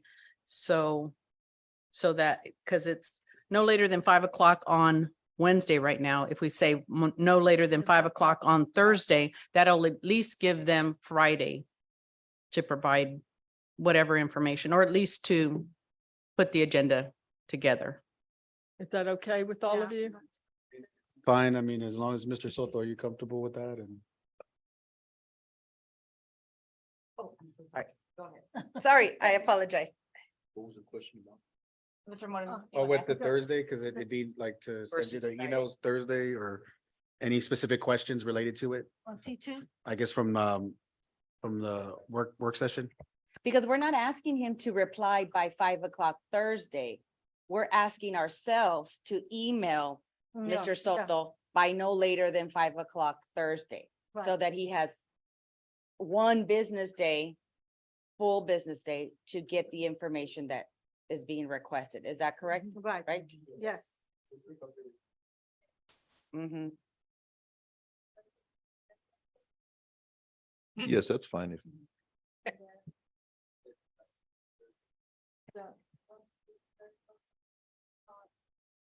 On And if they want to pull an item, right? Is that what it is too? So we do Thursday, But again, we're not really doing that much at all, so. do we change it or? not? I mean, we can keep it in there just in case, because you never know, like I said, this is a living document, you never know when it can be applicable, and that way we can keep people in check. So change it on 3 also, Mr. Moreno, or, Yeah, I guess to the Thursday, because it'll be Okay. after the work session. so that's 2 and 3 changed to Thursday for Miss Patty's sake, on the edit. Yeah, there should just be 2 and 3 Thursday. And again, it's not a deadline for Mr. Soto or staff to reply to our emails. It's a deadline for the board to send emails to Mr. Soto with questions or information that they are requiring. Okay, thank you. What about conduct during board meetings, that Roman numeral 4? So on that one, I know we haven't had it as much as we've had recently. I know we have to be pretty clear in regards to the messaging, because what's listed in this part here, we have regular board meetings. It can be pretty much anything that encompasses the district you can talk to us about. But at certain special sessions or work sessions, technically it's only what's related to The the board agenda. So for example, since we've been having a lot of questions about, the repurposing situation, if they would have came up today, technically we wouldn't have allowed them to speak. So I don't know if people would have known that. It's written there, but it's one thing to write it out there and be explicit. But since we haven't been actually, actively doing that because we haven't had that many individuals come to speak, that might have been something we may have omitted or overlooked. Because we would have been like, oh, they're speaking, and then we'd be like, oh, you know what, actually, you weren't supposed to speak. Because that's at regular meetings Yeah, or only. that's when or listed on the on agenda. Agenda. So we had the Gotcha. presentation like last week at a work session, people could speak on the enhancing PowerPoint. And so just want to be clear, there's nothing to change, just make sure people understand, we do get into that slippery slope that people know if it's not written on the agenda for work sessions or special called, then technically they can't speak about anything else other than what's listed. And the highlight in yellow under A is Uh, highlighted for, I just wanted to make sure on that one too, or are we, because I couldn't remember if it was still 6 or 6:15, because I know there was some people upset over there when they were like waiting to write their name, Yeah, no. and they were like, yeah, okay. six. So just to make sure, I was like, that way we're all clear, and that when we tell them it's 6 o'clock, you have to sign by 6 o'clock. so And you- Mr. Moreno, I know you all are gonna hate me by the time we finish, but there was a mention, I can't find it right now, I didn't notes. It does differentiate the language from a regular board meeting about public comment to any other meetings. It's on here. So I mean, I know that's there. I'm just saying, like, they making didn't sure, highlight it. no, we're just making sure people understand that, because then they're gonna get mad at us if we don't let them speak about It's an item if it's not there. Just to reiterate it, we're not in any terminology or verbiage we have to change. I just put a note like, hey, make sure that we're clear to the people so they understand that, we're being transparent about what our meetings, how they're crafted, how they're shaped. And then they won't come over and say, well, now you're not gonna let me speak. Cause we haven't gotten to that point, but there's been plenty of times with some of us here where they're telling us, you can't silence me. And we're like, what are y'all talking about? So just be aware, because as things get contentious. do you want the highlight removed under 4A in yellow? Or you want it left highlighted? Want it highlighted in the copy? Okay. Anything else there on all that language was provided by Mr. Resendez. He did all of this right there. Dr. Castleberry? I need to go back a page. I apologize, but page 6, under Roman numeral 3A1. As I read that, one person can put an item on the agenda. I think our practice has been 2 board members had to request an item for. And down in number 5, 2 board members are required to bring an item back. But item 1, unless I'm reading that correctly, says just board members shall submit.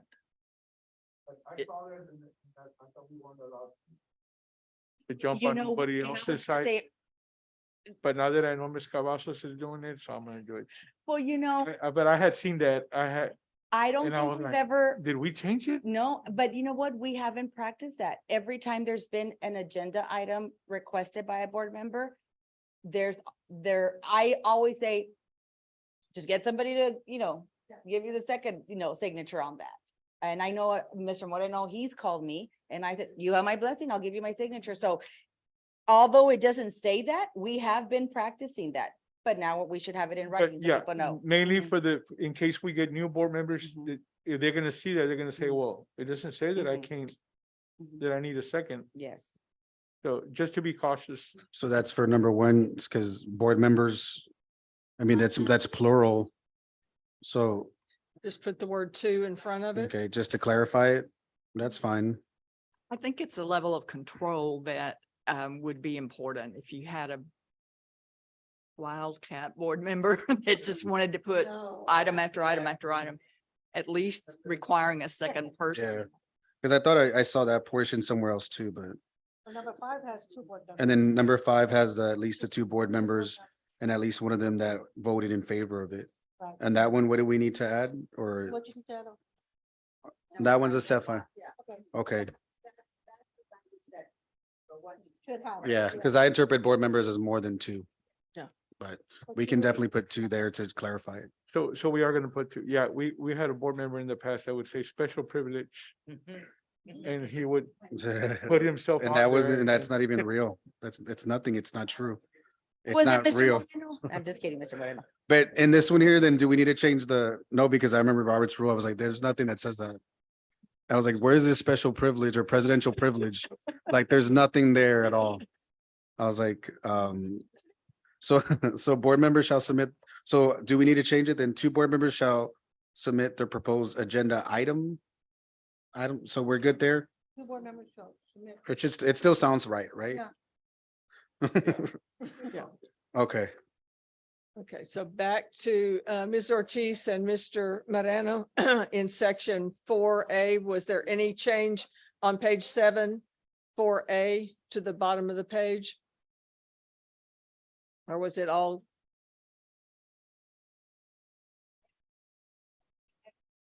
I think that was their consensus. Okay, so are we to page 8 then, the top of 8? Well, it's still, I guess it sounds funky to me still, because it's like the way and in my mind, it's like 2 board members shall submit their proposed agenda items to the superintendent or board present for placement on the agenda. So what if So you put, that kind of comes across like only 2 board members So are what- presenting it. what if you, and We you're have the- to put you're it the like- Teacher, you and Mr. Luna, so correct me. A board member with the. Second or something. Yes, yes. Something like that. Yes. Yeah, and that's where we're going. So if you can craft it that way, that's perfect. You're the teacher. Mr. Luna. So it would be something like, a board member must, in order to submit a proposed agenda item to the superintendent or president for placement on agenda, must, Obtain. obtain a second signature or something, Uh-huh. or a second from another board member, something like that. Mhm. Does that make sense? At least 2. Yes. Okay, then that's fine then. That works better then. then. Just because it makes it seem like it's like only 2 people are making the whole Yeah. agenda. So, did you get that, Ms. McNally? Second signature or? I'm trying, did you get it, Miss Patty? No, because we condensed it. No, we're gonna switch it to what Dr. Castleberry mentioned. Well, something like, board members are required. In order to submit, right?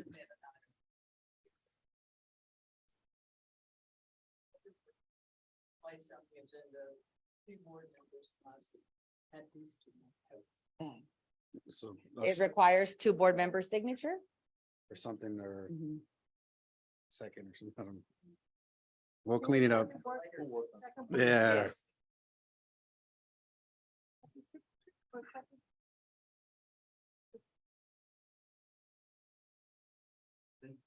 Okay, on the same page, on page 7, on C2. C2, don't need change Wednesday to Thursday also there? Okay. 2 and 3. All right, never mind. I thought it was another page, but that's. I think we're good now.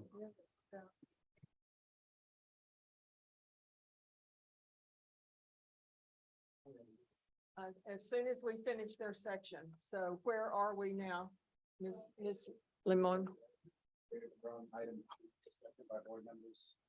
And that's where the 2 minutes is mentioned. Yes. So,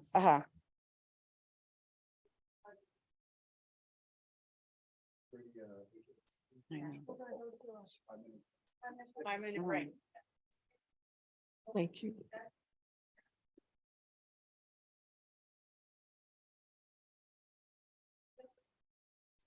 Sure. Tell me where we're stopping. So I'm sure I'm at the same place then. Page 8B.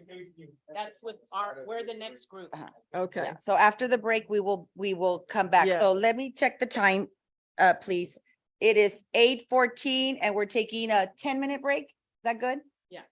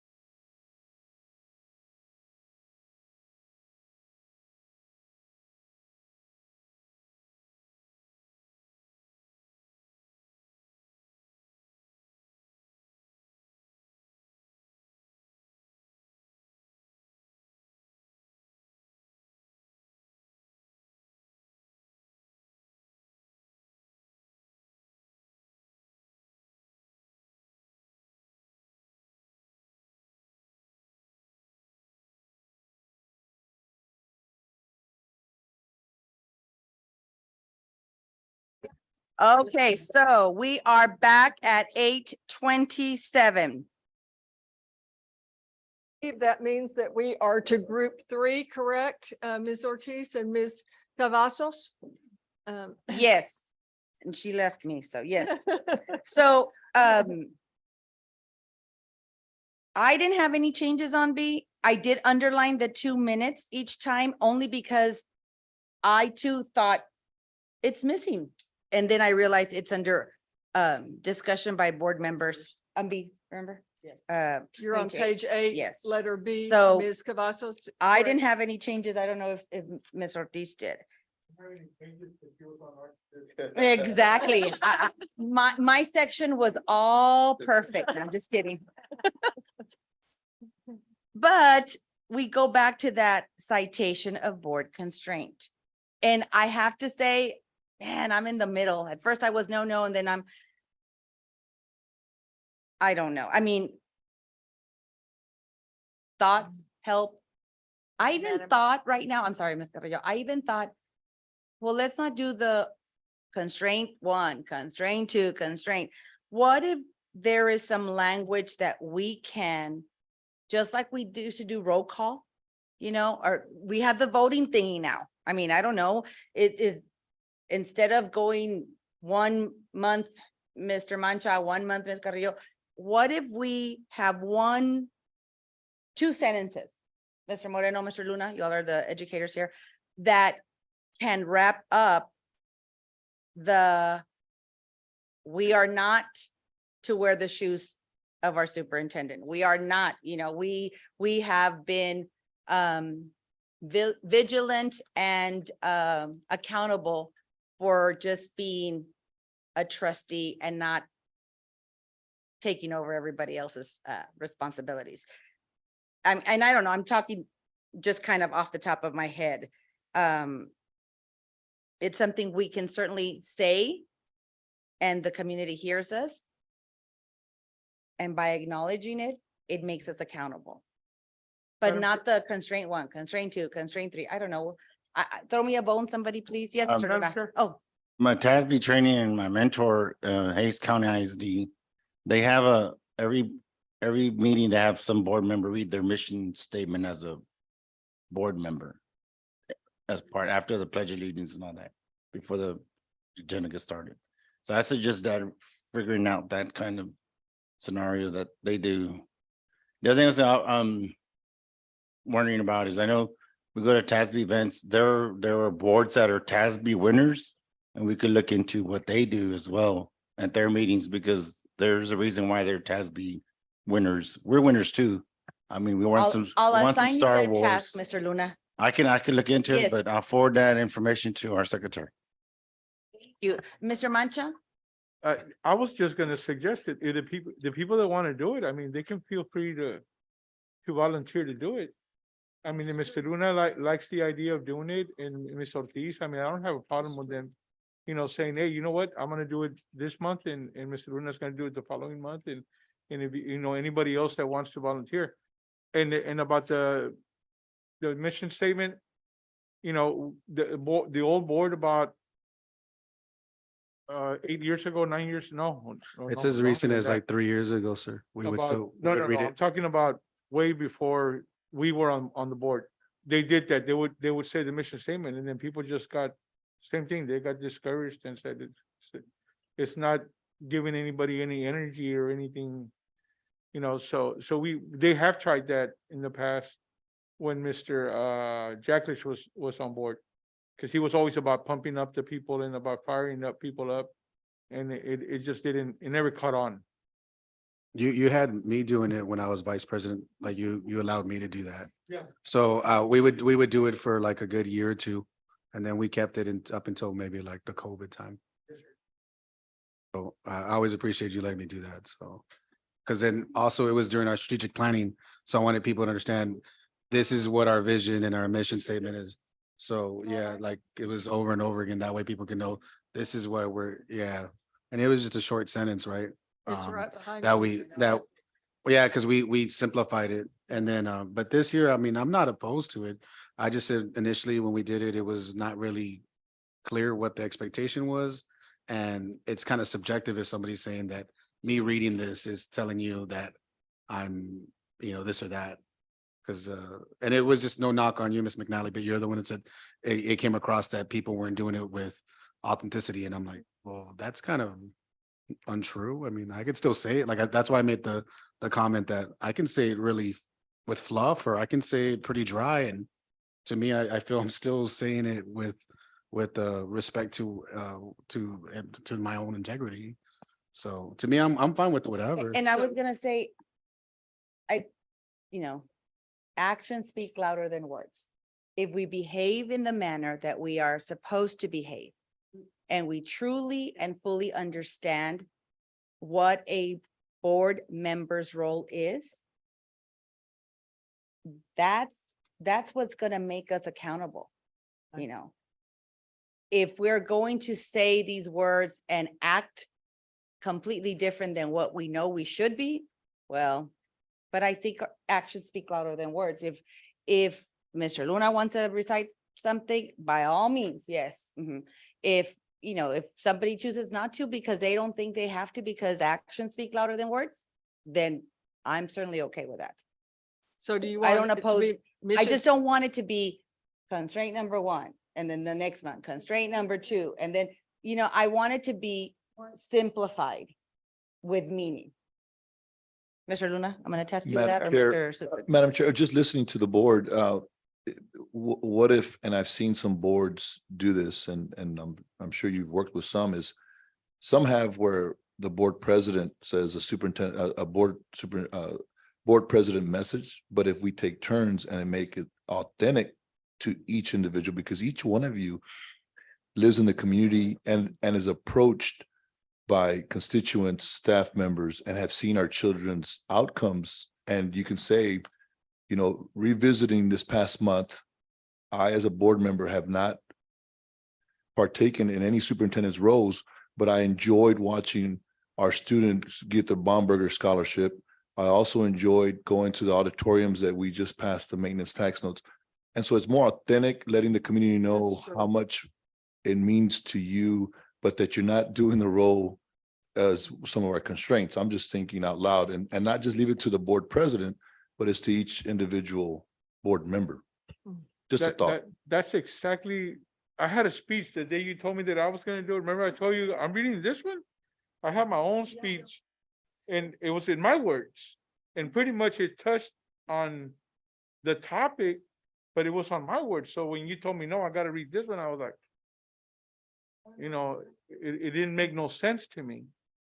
I thought it was my personal feeling of the way I felt, that I was not in any way, shape, or form stepping into his shoes, but I appreciate, I had put on there, I appreciate meeting some of these, and I always make a habit of knowing which kids are there and what are they there for. So then I was gonna acknowledge them, and then when you told me, no, you gotta, I was like. You got told, Mr. Mancha. And I was gonna suggest, and again, talking, I think that's a great idea, Mr. Soto. Right now I was gonna say, perfect time to do it is right before we adjourn the meeting. However, our LSG coach said, stop all those talks, all those discussions right before adjourning the meeting, that, you can't be doing that. So that I'm in there, Ms. McAnally. I don't know what you mean by that. By that is Explain. that when we met, talking about how can we be more effective as a board and more efficient and watch our minutes, we were discouraged by you to have a discussion right before we were adjourning, because you said everybody then is starting to talk. You say something and somebody else, and you said that has got to stop. That is not good governance. You adjourn the No, meeting what and we're that's trying to it. do is keep the meeting focused on student outcomes. All I'm trying to do is give you guidance out of what minutes count. And So- I get that, but this was at the end of the meeting. This was right before, we adjourned. And I thought that would be the perfect time if You- somebody it- needs to It's say your meeting. something. If that's what you want to do, do it. But the focus needs to be on student outcomes, just like Mr. Soto said, Okay. on, what is it that pleases you tied to student outcomes. And I understand that. I understand we're not gonna say, there's a taco sale tomorrow morning, so go buy yourself some tacos and help, the whatever fundraiser. I understand that if we use that time, it is for that, what Mr. Soto suggested we could do. If and when somebody wants to do that. Dr. Castleberry? Well, a question, are we talking about one person making a statement, not 7 people? Exactly, yes. Because in the past, sometimes it's felt like we were doing a one-up thing. So if it's one person making some closing comments, yes. I don't have a problem with that, but that one person cannot monopolize every single meeting and be the only one that has something to say. Cause you say it one time and then the next time, ask if somebody else wants to do it because I don't want it to just be Norma Cavazos or Louis Luna or Ricardo Moreno. If somebody wants to do it, I don't want them to say, I thought I was going to say something tonight, but Norma Cavazos already said something. So That's another suggestion, Madam Chair, is as a principal, I'm just putting my principal hat on. So I started my meetings with, I had a beach ball. Of course, we're not gonna do a beach ball in our meetings, right? But I would get the beach ball and I'd pass it to a teacher and say, why do you do what you do? Right? And then there'll be reflection. And then so the next meeting, that teacher would pass the beach ball to another teacher. And so maybe the board can do that, is if one speaks this meeting, they pass the gavel and saying, you know what, you're next, Ms. Limon. And she adjourns the meeting. But the next meeting, she's the one that's going to reflect on how she's following her governance. Just a suggestion. All right. that's why you are superintendent. I And said it just in yesterday. Was it conjunction yesterday? with that, I think that would be great. Just to standardize it, because I think that's what y'all are kind of alluding to Right. is, we still would have to have like a sentence stem just to start it. That way it could be uniform. And then from there, it should be less than a minute or something, we don't have to go on a tirade or whatever, or on a soapbox. It would just be, whatever sentence stem we decide on. And then we go from there and just finish it. Do But you I want guess- it in here, Mr. Moreno? Do you? want it Yeah, at the but beginning? I don't think it necessarily needs to be at the end of the meeting. It could be, at the beginning, like how it was structured initially. Because to me, it's just like, I think in all fairness, and when we're conducting meetings, if there is a situation like Monday, I would foresee that something should be said when it comes to all the meetings and all the things that we've done. Maybe not necessarily from everybody, but I think there should be something said on whatever decisions made, and Right. not take a 5-10 minute speech, but have the ability to communicate, the sentiments that we want to share based on what decision is made. Right. And I think those are, that doesn't happen frequently, but with situations like this that are going to be pretty pressing, I think we still, it just to justify it. Because to me, what I've always thought is like, whatever decision we made, it should be justified, because we were always getting the whole no discussion or whatever as discussed in closed session. That was what was always being said to us. And so to me, what's important is not necessarily a 5-minute speech, but to clarify, this is why we made the decision, even though sometimes we make those comments in regards prior to voting, but at least like the board president can be like, just kind of combine that at the end, like, this is the feeling I get, kind of as you're percolating your mind. And, to me, that would be important. Now, but that's not to say in every situation, just So special here's- circumstances, like when we're looking at potentially repurposing schools, I think that would, if we finish the meeting and not said Right. anything, I think that would be shameful on us. Mhm. Does that make Because sense? you worked very. But in a well. regular Absolutely. situation, because outside of this scope, then I think, yeah, we're just wasting time. Right. But in this, when it's purposeful, I think it's necessary. So do you want to put letter C to kind of truncate this and bring the dialogue to close? And to clarify, what I was trying to say is, yes, it can't be a continual response of asking, what does my colleague say? What's the next colleague say? That's going to just elongate the meeting, and it's not productive any more so than just recitation. We could put letter C, board response, mission statement, or recitation of board constraint. It could be something like that. And then we can come back and flesh this out. I think this is going to have to be skipped for tonight, if that's okay, but we'll just leave that in there as a placeholder. And then let's move to Roman numeral 5. Mr. Luna, Give me I'm sorry, give me Mr. Luna. 30 seconds, please. Please, sir. I found what their board says. They pick on how they pick the member. but it's called the Board of Trustees Social Contract. Yes, And sir. this is the board will, 1, serve as district ambassadors, 2, assume positive and noble intentions, 3, collaborate as a team and respect the body corporate, 4, promote discussion and respect each other's perspectives, and 5, be professional. And that's what they state at the beginning of every meeting. That's the social contract. Hayes County ISD. Yes. Okay, I'll jot that down and then that's something else we can revisit with the social contract as well. And what else, Mr. Moreno? That type of structuring, just like this, just doesn't come across authentic. Like Mr. Mancha alluded to earlier and Mr. Soto, it's. You think it needs to be in your own? It's just like words? a sentence stem and then just say what you want. And Okay. because to me, it's like 1, 2, it's like a check in the box. Okay, so y'all may have to come up with the sentence stem, but We we're gonna will, move we on. will. Okay. All right, Roman numeral 5. What were the comments on Roman numeral 5? Okay, sorry. So that's ours, and I do have my notes. So, A1. Board members may request exiting information exiting existing information and or existing reports only through the superintendent or board president. I don't ever get asked that. And I don't know if y'all in the past have done that. If anybody wants any information, nobody comes to me and says, I want this. They go to Mr. Soto. Do we want it to say or board president?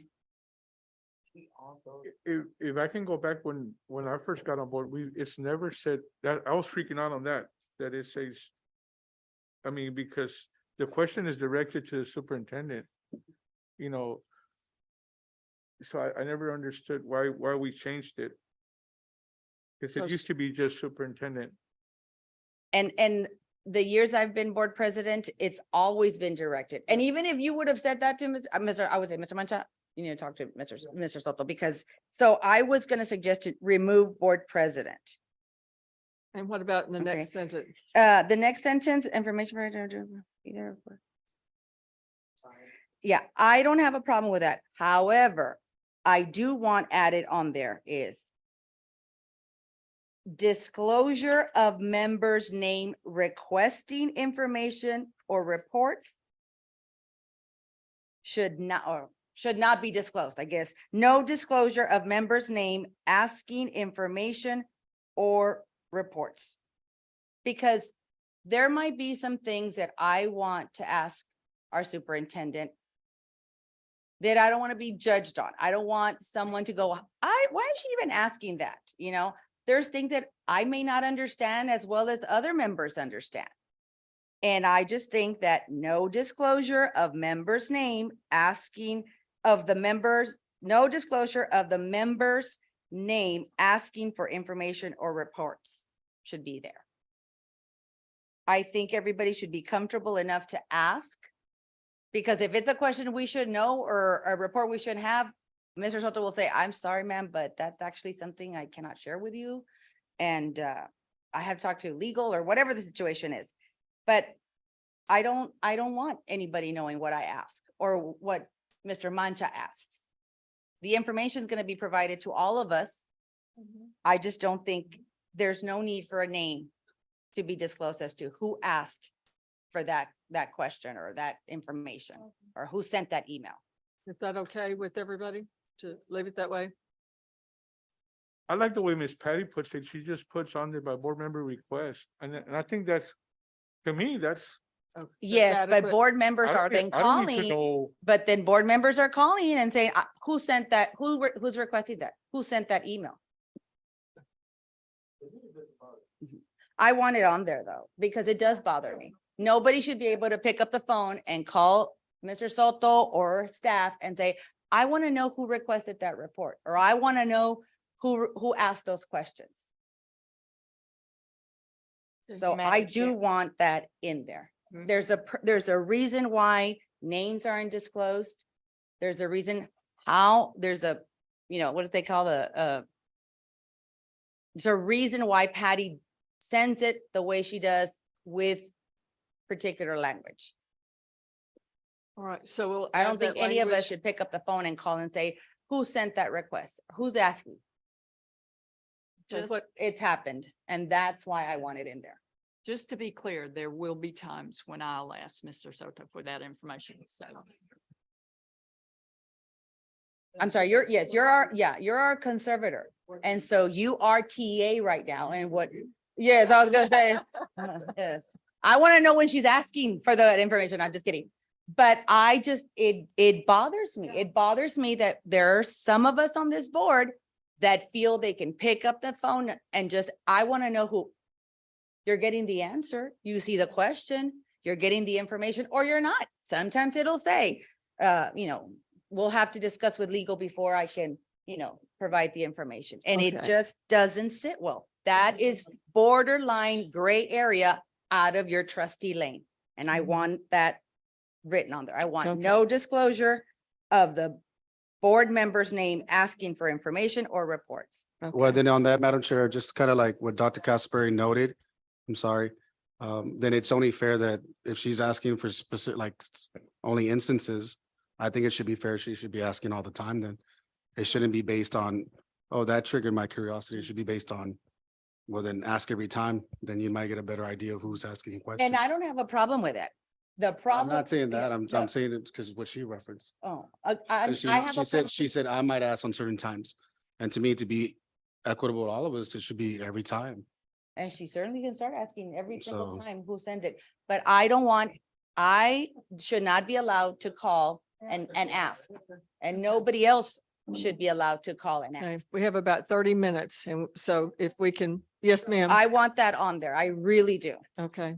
So is the language that no board member's name shall be disclosed when requesting information? Is that language sort of close to what you want it to say? Yes.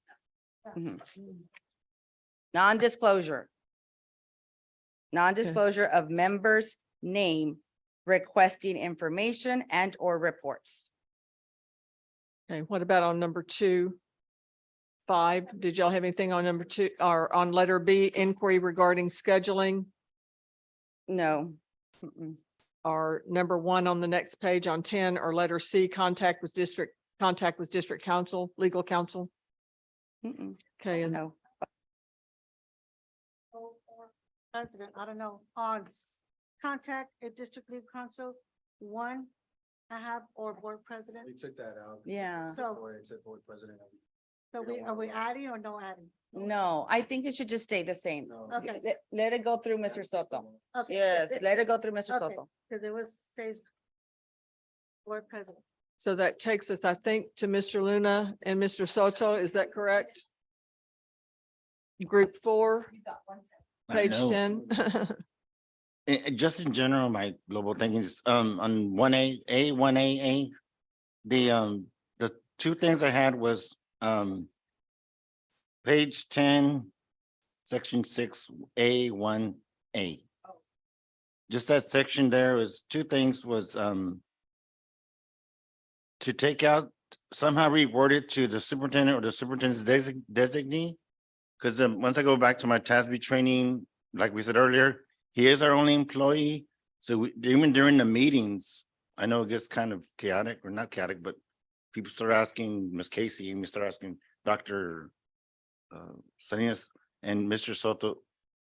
I tend to do now, because of my training, I ask Mr. Soto and then he goes out. So I think we should always ask to the superintendent first.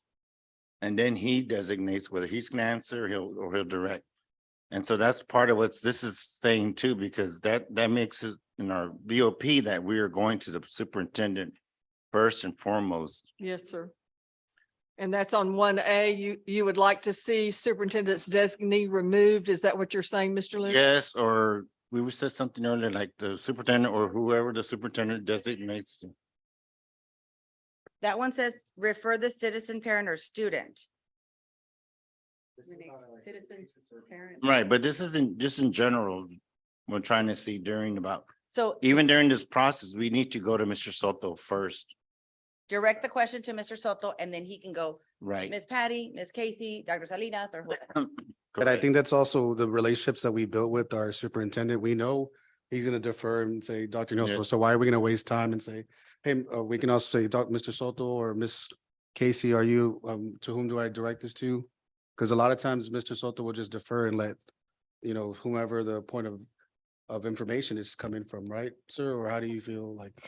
To me, that's kind of like, if you already know, I think the only thing with clarifying on that, Mr. Moreno, is when I don't know, and cabinet has been told that to tell me, but if it's a staff member and they've been directed from a board member and that citizen goes straight to that staff member and that the staff member doesn't know that I don't know, and then that staff member says, oh no, a board member's sent this citizen over here, they think that they need to no, and I'm appease sorry, them, sir. if that makes any sense. I'm sorry, because like, I'm not talking about this, because I think Mr. Luna is talking about like in meetings. Like when we're going to meetings and we're like, hey, who do I direct this to, Mr. Soto or Miss Casey? And that's where is that what you were alluding to, Mr.? Yeah, the meeting, I think we clarified last time that the meeting, since the cabinet is here. Yeah, that's the way I that- took it. But And I believe you guys know their roles. Yeah. That we've been comfortable, and I think we cleared that up. But with citizens, Yeah, with to me, it's fine this the way- one, not talking about that. it gets muddy when the board sends them straight. And Ms. Casey knows better, right? If someone sends it to Ms. Casey's gonna call me and say, Mr. Soto, heads up, a trustee called me, this citizen, parent with the child, blah, blah. And so we're on the same page. But if it goes to another staff member that doesn't know that they should let me know, and they were referred by a trustee, they feel that they have to do something extraordinary for this individual because it came from a trustee, if that makes any sense. And referencing that, because I took it as that. And Mr. Luna, I don't know if you can clear it up for me too.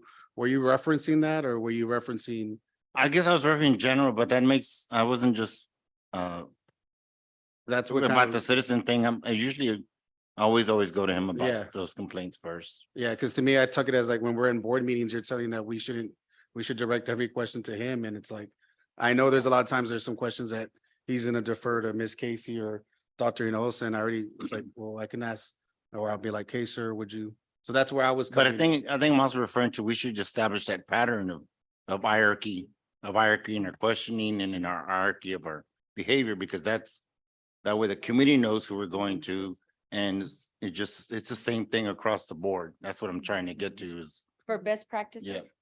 So in. consistency, the to have meetings that- consistency. I mean, so you, in meetings, you want us to go direct, just say, Mr. Soto, I'm gonna direct every question to him? That's what I think we should. I do. just don't like it if it looks like he's always deferring to staff. Because then it makes it seem like he doesn't know. Well, in my I think interpretation. for the most part, he's always usually deferring to staff, usually anyway, but I think, once again, optics, perception is, what's going on here is that he is in charge of this, our manager of the district, so that's why we address him as he's the manager of the district. He's not gonna have all the answers, but he's gonna know who to direct to. And that goes in most cases where we're dealing with the public, or dealing with employees, or dealing with this bond thing coming out, whatever. He's the man we go to. And that's what I want the public to understand. That's So then, for devil's advocate, then whenever we're talking to them, say he defers to Miss Casey, I'm still gonna have to ask Mr. Soto the question. So I And he's think just- that's in a board meeting. Could that's we what I'm do- talking about. Right. Could we do one A and B first and then come back to what's protocol in the meeting? Are we talking? This is referred to 1A on a complaint that's brought to you from a citizen. And so do you want to strike the superintendent's designee from 1A? Is that what I'm hearing you say? Strike it there. Okay. And then what about on down where it says superintendent's designee again on number 2? Was that also a suggestion there that on a complaint, it's sent to the superintendent? That way, Mr. Soto knows about the complaint. Otherwise, he may never know about it, is what he's saying from his viewpoint. But I think again, I don't know, I guess I'm not interpreting it right, but designee would still be like, you talk to the superintendent, he's saying, okay, now this person is gonna be referred to this person. That's how it comes across to me when you read it. I don't know how you read it, Ms. McNally, like, do you not see it that way? Because designee means like he's designated, okay, this is the person they need to speak to, or no? I see it as he gets the complaint referred to him. And then he, And then he is going to determine to whom is, and he is the policy person too. but isn't and that so- how it would read then? Because then it would be like, you're not going to the designee, you're going to the superintendent, and then he's gonna refer it to whoever. Or that's not how it's reading.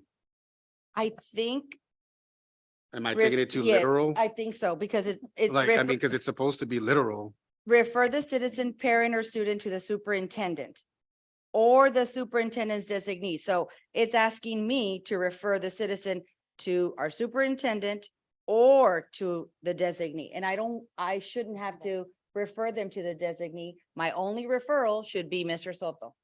And then he will then know who to readdress or who to redirect that student, parent, or staff. And what if you send them to the wrong designee and then there's some sort of legal issue or timeline that's broken? I mean, that's the safeguard for you as board members. If you- And then again, I mean, your guys are not getting what I'm saying. I'm saying, I understand you go to the superintendent. And so what I'm saying is, I'm not saying I'm gonna go and supersede that. To me, the way I interpret it is that, hey, I've called the superintendent's already gone to and designated that way. Because that's how I'm reading it. That's why I'm saying is like, does it read like that, or am I misinterpreting it? I think you're being given a choice here. As a board member, you're being asked to make the choice to choose to whom the person should be referred. And so, and I'm saying that may be a dangerous thing to have in there because you might not know the proper, I'm not saying you don't, you might, but what if you refer them to the wrong person and you misspeak and there's a timeline broken? That's just Yeah, my and thought. That's fine. We'll take it out because you guys don't understand what I'm saying.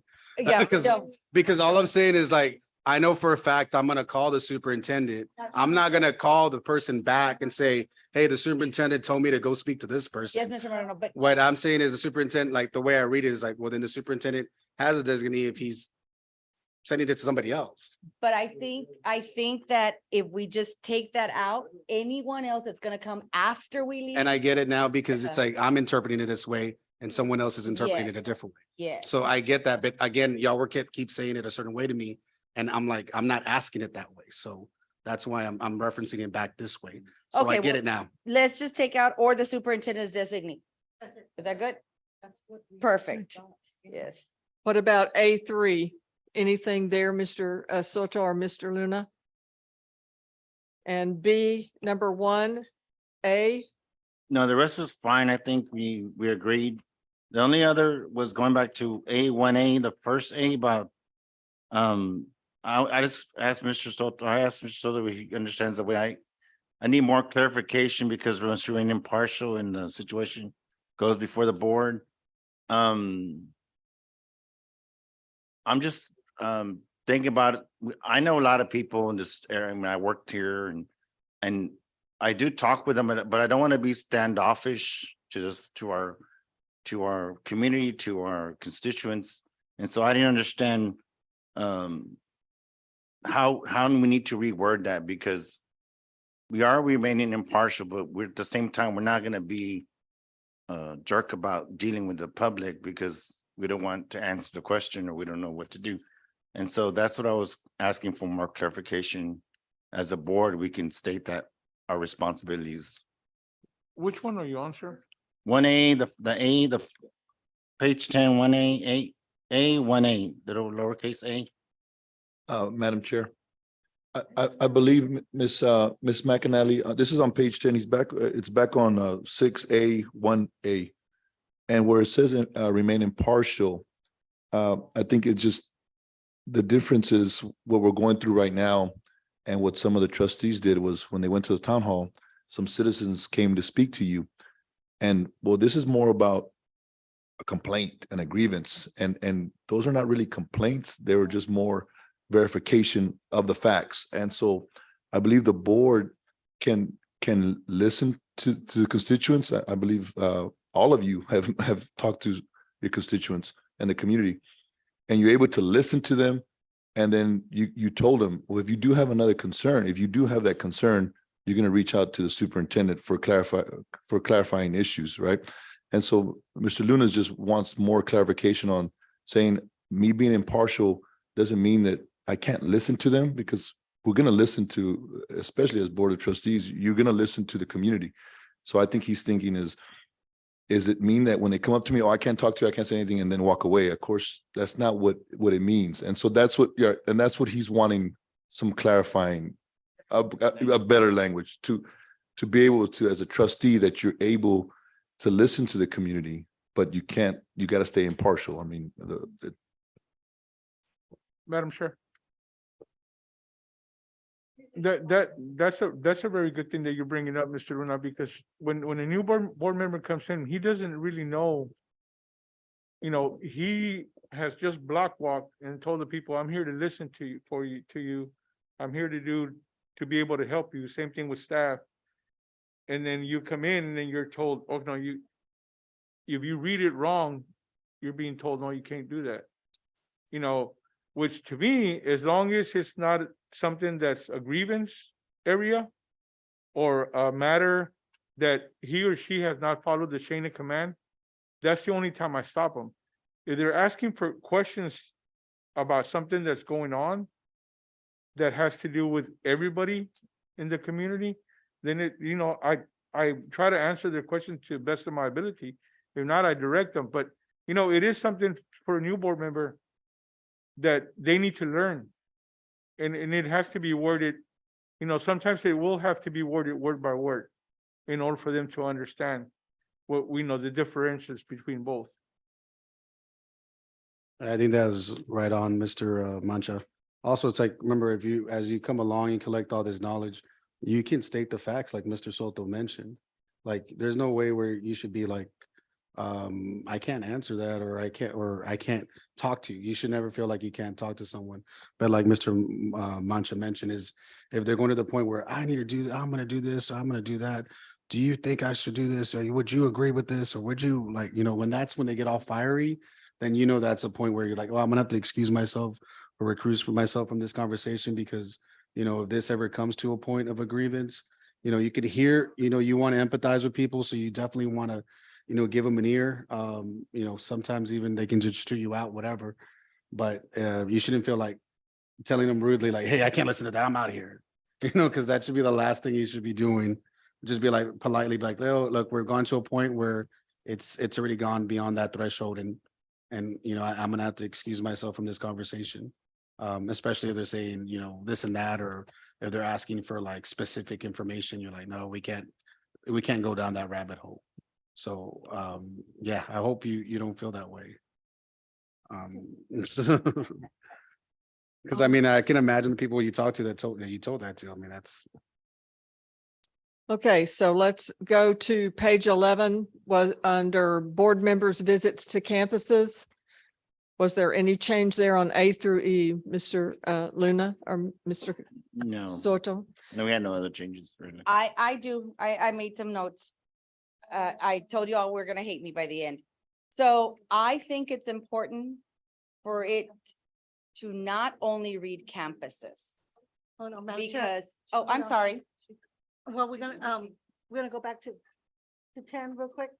On the 1A, are we removing superintendent designate? I'm sorry, Ms. Campos. Employees to superintendent or Correct. superintendent designate. And Take that on out. 2, also on 2. All right. I believe on number 2, on And A2. B1A, correct? Yes. Okay, just to clarify, I'm sorry about that, Ms. Cavazos. Uh-huh. Thank you. I had already put a line across it, so thank you for that. So yeah, so on B1A, we're gonna delete or the superintendent's designee. There were 3 deletions on that page, correct? Yes. Okay.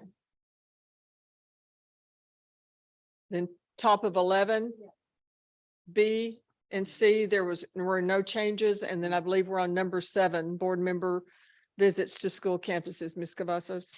Yes, I think it should not just say school campuses. There's times when, for whatever reason, I believe I can attend a certain district event that's staff only. And I shouldn't. I should at least have the courtesy of letting Mr. Soto know. And I do. I'm like, Mr. Soto, do you think I can go? You know, one time I said, Mr. Soto, can I sit in on a training for special ed? I like to know what special ed means now because it's different from what it meant when I was growing up. And so he said, yeah, you know what? We'll do a presentation. And I'm saying this because I don't want any of us to visit any kind of district building or staff training or staff development without us letting Mr. Soto know. And not only letting him know, asking if we're even allowed to be there. Because maybe what that one staff member wanted to learn from that training or conference or event that was being held for district employees, well, maybe Mr. Soto, like my question about can I sit in on the training or special ed, his response was, you know what, we'll go ahead and have a presentation so that all the board can know. I'm uncomfortable with board members not letting Mr. Soto know when they're attending some events or training or whatever, because we're not supposed to be just walking in and observing without the superintendent knowing. So, Madam Chair, I mean, that's kind of strange. I mean, I was like. No, it's who's- not strange. 'cause Like, it who's happened. doing, like, I mean, why would we do that? Like, there's no need for that. But it did happen. It did happen. It Well, did happen. that's kind of Mhm. puzzling to me, because to me, it's like, there's a separation between, you know, none of us should be going to a staff meeting or any type of training for our staff members. You're absolutely right. Mr. And that's Morgan. like, it's like kind of goes without saying, I think, because that's our role. You're 100. But like you mentioned too, if you had a right. question like that, like where we have a presentation, yeah, because our lens is different from the classroom and instruction. So, I mean, I would definitely, you know, go the way that kudos to you for asking that, because I know even though it was a long presentation that day, because I remember it. But yeah, but it was just definitely something that was helpful for those that are not familiar with it. But Mhm. yeah, Yes, I mean, it should always be presented to us as a team. Mhm, yes, and what I want is not only does it should be presented to us as a team.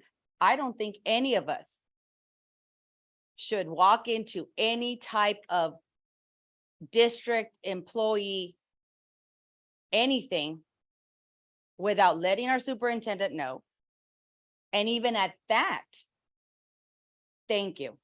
But one of us walked in there and observed a training and administration had no idea. And that bothered me. Because all I can think was, how many other times has this happened and none of us know? And why are some of us allowed to do it, but not the rest of us? Because we're a team of 7 and we either all get the same information or we get no information. And although it should go without saying, although it should surprise us, it happened, and I want something in there that says, no way can you attend anything district related that is for staff only. Because if you're so interested in the training, that's great. That means you're engaged and you want to know what's happening. But you talk to that superintendent, Mr. Soto, and you explain why, and he'll either tell you, I'm sorry, you're not allowed. Yes, exactly. Why is it important for you? So. And he can then let us know whether we can, whether we're not allowed to, because we're gonna make somebody uncomfortable if we're sitting there, or I'll have somebody, put on a presentation. Not only that, but sometimes I'm sure Mr. Soto wants to just address his own staff. Yes, Or or we don't need to be hearing any of that. exactly, or even, I'm gonna throw this, what if Miss Linda McAnally is one of our trainers? Does she want one of us in there just to watch? But what bothered me was administration had no idea. So do you want to add it after the word campuses or staff only training without contacting the superintendent? Or what's the I had wording? put there, or district staff only trainings / events. Now, sometimes we're invited. They're like, we're gonna have a luncheon, yes, but that's totally different because Patty will send that invitation for all of us. But it bothered me that one of us walked into a training because they felt that they could. It wasn't something that was listed on the website. It wasn't public that anybody could just walk in and do it. And what was worse is administration had no idea. So we'll add that on A. What about B, C, D, or E? Anything else? Okay, Madam Chair? Yes, Real- Mr. Real Michael. quick. When you say event, that could be just about anything. I get invited to the ROTC ball, but it's because I'm a presenter, I'm a speaker. Oh, I am I too. don't, And and that invitation comes through us. But it's me walking into Melissa. no, that's what I'm Melissa saying. Casey's, When you say, when you yes. say event I said district staff or only event, training or event, district staff only event. or event, not event. No, I'm not saying district event. Take off the or is what I'm saying. So district staff training and district staff only event. Okay. Okay, yes. So you want staff only? Yes, uh-huh, Or event. yes, uh-huh. So I want, you have got to let administration know. Not that you're going, that can you even, because it is entirely up to Mr. Soto whether he wants us to be there with his staff or not. But I don't want somebody saying, and again, Mr. Moreno, it's because we may not be here in 10 years. So, and they might change it, but until then, I wanted to say they need to ask for permission. They can't just walk in there. Anyway. So if we have staff only in front of training and staff only event, then that clarifies the type of event. Is Thank that you. correct? Thank you, yes. Okay, Mhm. and nothing on B, C, D, or E, Ms. Cavazos? No, I thought that the A was your addition. Okay, and Roman numeral 8, communication, anything under A1 or A2 or A3 No, Oh, no, from ma'am. anyone? Okay, so we have about I do. Give me 1 second. I know, page 13, board self-evaluation. I put a question mark on 2. On the bottom, board self-evaluation 2. A self-evaluation of the board will be conducted on an annual basis. We're doing it quarterly. So it has to be changed to quarterly, Dr. Castleberry? Well, I had a question about that too, Ms. McAnally. If the board is doing the LSG quarterly evaluations, does that not take the place of the annual evaluation? In most of our districts, it does, and you'll notice it says in addition at the bottom of 2, it talks about the LSG quarterly evaluation. Right. Some districts that I work with that are LSG districts, they do the other. They use that TASB self-evaluation.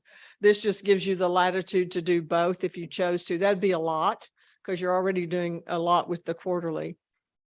And this does say will be, it makes it sound like that it's going to be done. So that And first, it's a BBD exhibit. It's in your board policy, what it looks like under exhibit. could that first reference be removed then if they want to do just the LSG evaluation? We could change the will to may, Oh, maybe rather than will be. Yeah. Is everybody okay with just changing the verb? And then that way at least it leaves a self-evaluation in there. You have the option. So strike will and put may.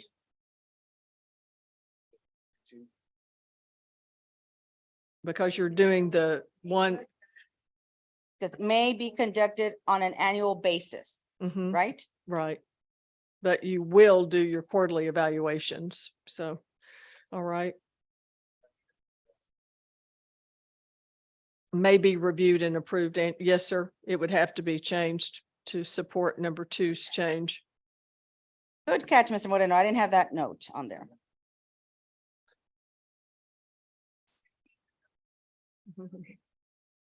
Okay. Okay, real quickly, we have the rest of this to finish and some scenarios that we can do in May. And I wanted to talk to you very quickly about exit criteria, just so you can do a look ahead on that.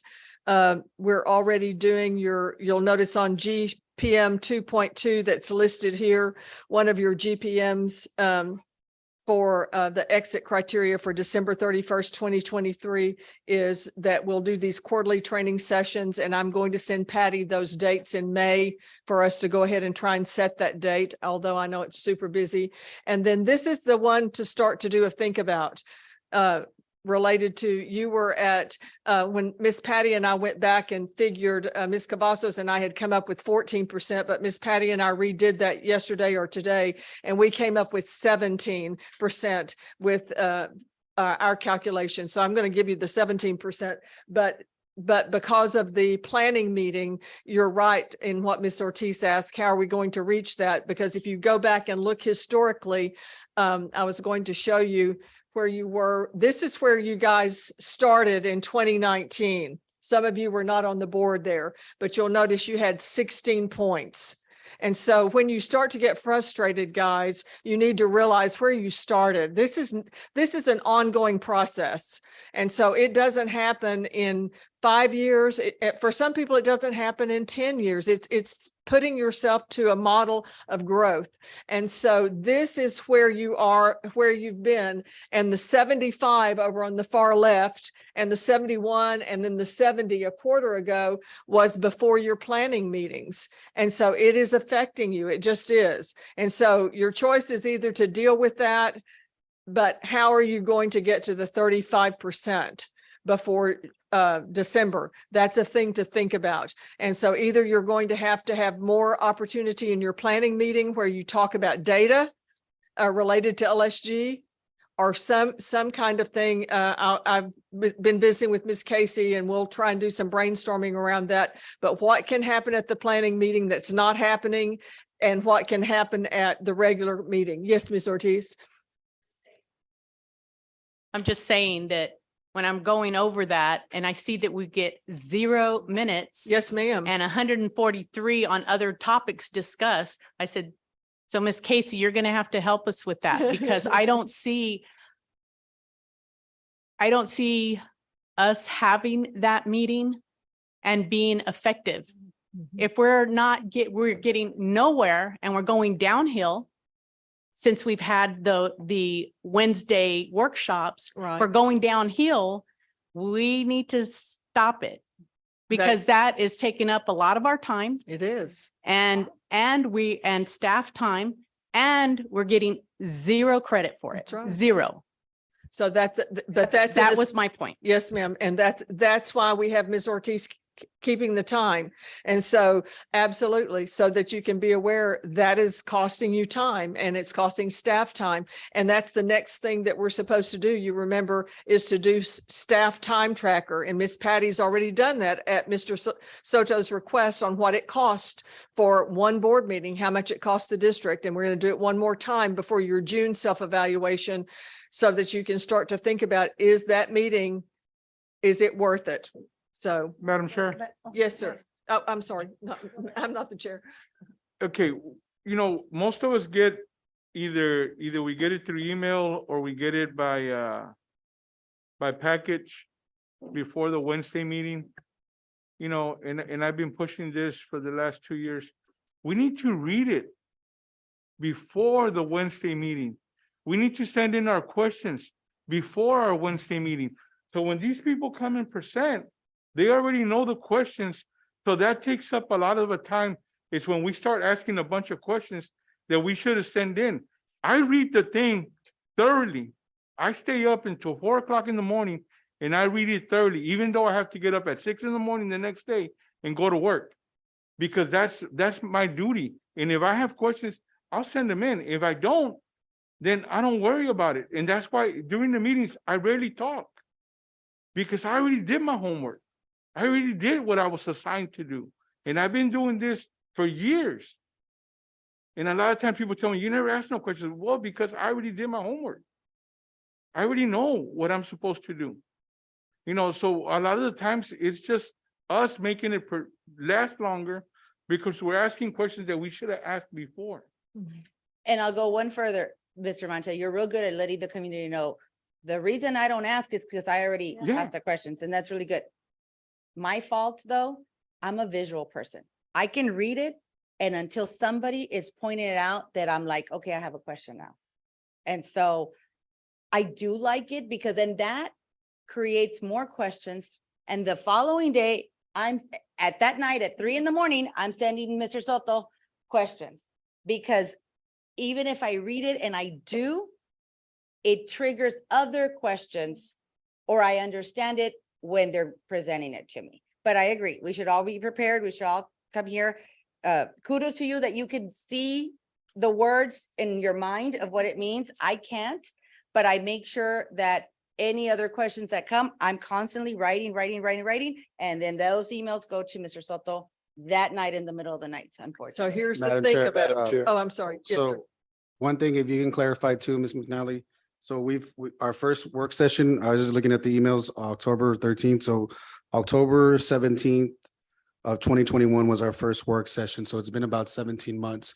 Is that the time that you have since? So, In 17 months that we've been actively utilizing this the is work March. session? This is the 71 is going to be from December. And so the other 71 will be from. Could you help us out? September. And can you just like combine it from the beginning? Because we want to have a fair understanding of the time since we started, which is The October. yes, the far two left ones where you're in the 71s. Well, the 3/4 ago, that would be a year ago.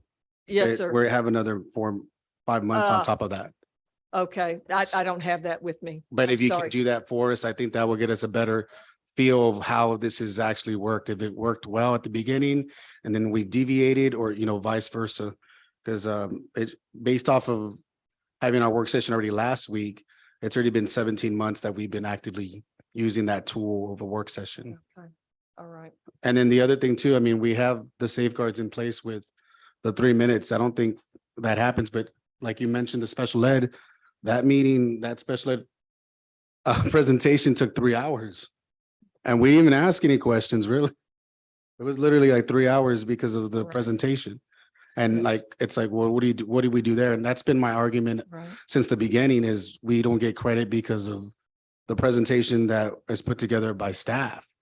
It's not necessarily us bringing these agenda items. It's like, and Mr. Soto has tried his best to even put certain items on the Monday meetings that are aligned with student achievements and student outcomes. Absolutely. And it's still like, geez, where are we getting at? But we're being, these last 3 months have been, well, actually the last 6 months, because we've been talking about demography. We've been Yes. talking about, we've been talking about 4-day instructional time. Yeah. We've had some high pressing Yes. matters. Yes, sir. And we're not spending, I think we could talk a lot more about each individual item, and we don't, in my mind. It's the presentations. The presentation that we've been presenting at every board meeting is the same presentation that's been presented in the last 4 town halls or 3 town halls, in addition to the meetings we've had. That I've timed it. It's That's like, it's true. 45 minutes to an hour. And we're not even getting credit for that. That's true. And it's important information that we have no say. We have to present it. We have to Mhm. bring it along. And that's been in almost 4 meetings Right. or 3 meetings at least. So, I mean, those are things that we're penalized and it's like that, a presentation, I mean, there's times when I'm like, I'm not going to ask anything because, Sure. it's not even, I one, I'm probably already know the answer, but 2, it's like, I don't want to waste time. And it may be that So can it- be pulled out. I'm glad you brought that up, Mr. Moreno, because if that's required by law, I need to call Mr. Resendez. If those 45 minutes are required in statute, and I think they are, those 45 minutes can be pulled out and that would not count. And so Patty and I would have to go back and recalibrate. I'm so glad you brought that up. I hadn't even thought about We've that. had different things. We've Yeah. had a bond presentation that was presented like 4 Yeah. times. I mean, And these that are- also is required by law.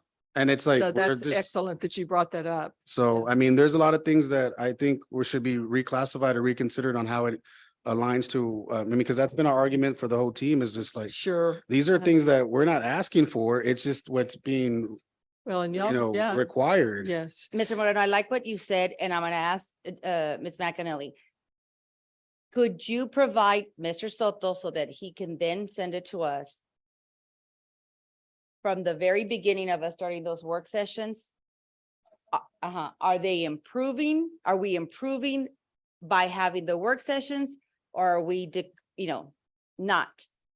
Because we are gonna have to reevaluate that. If we're just adding more work to staff, then we may not be doing a work session. If your numbers, when you provide those to Mr. Soto, are not favorable, then I don't want to be wasting our staff's time. Their time is precious. And they've got That's true. a lot of work ahead, especially now with a new school year coming Sure, and budget and all that. sure. So if our intention was to be better at meetings, great. But if the numbers don't show that, I think we should reconsider. Well, when we meet, do you want it before May? You want to see it before May? Yes.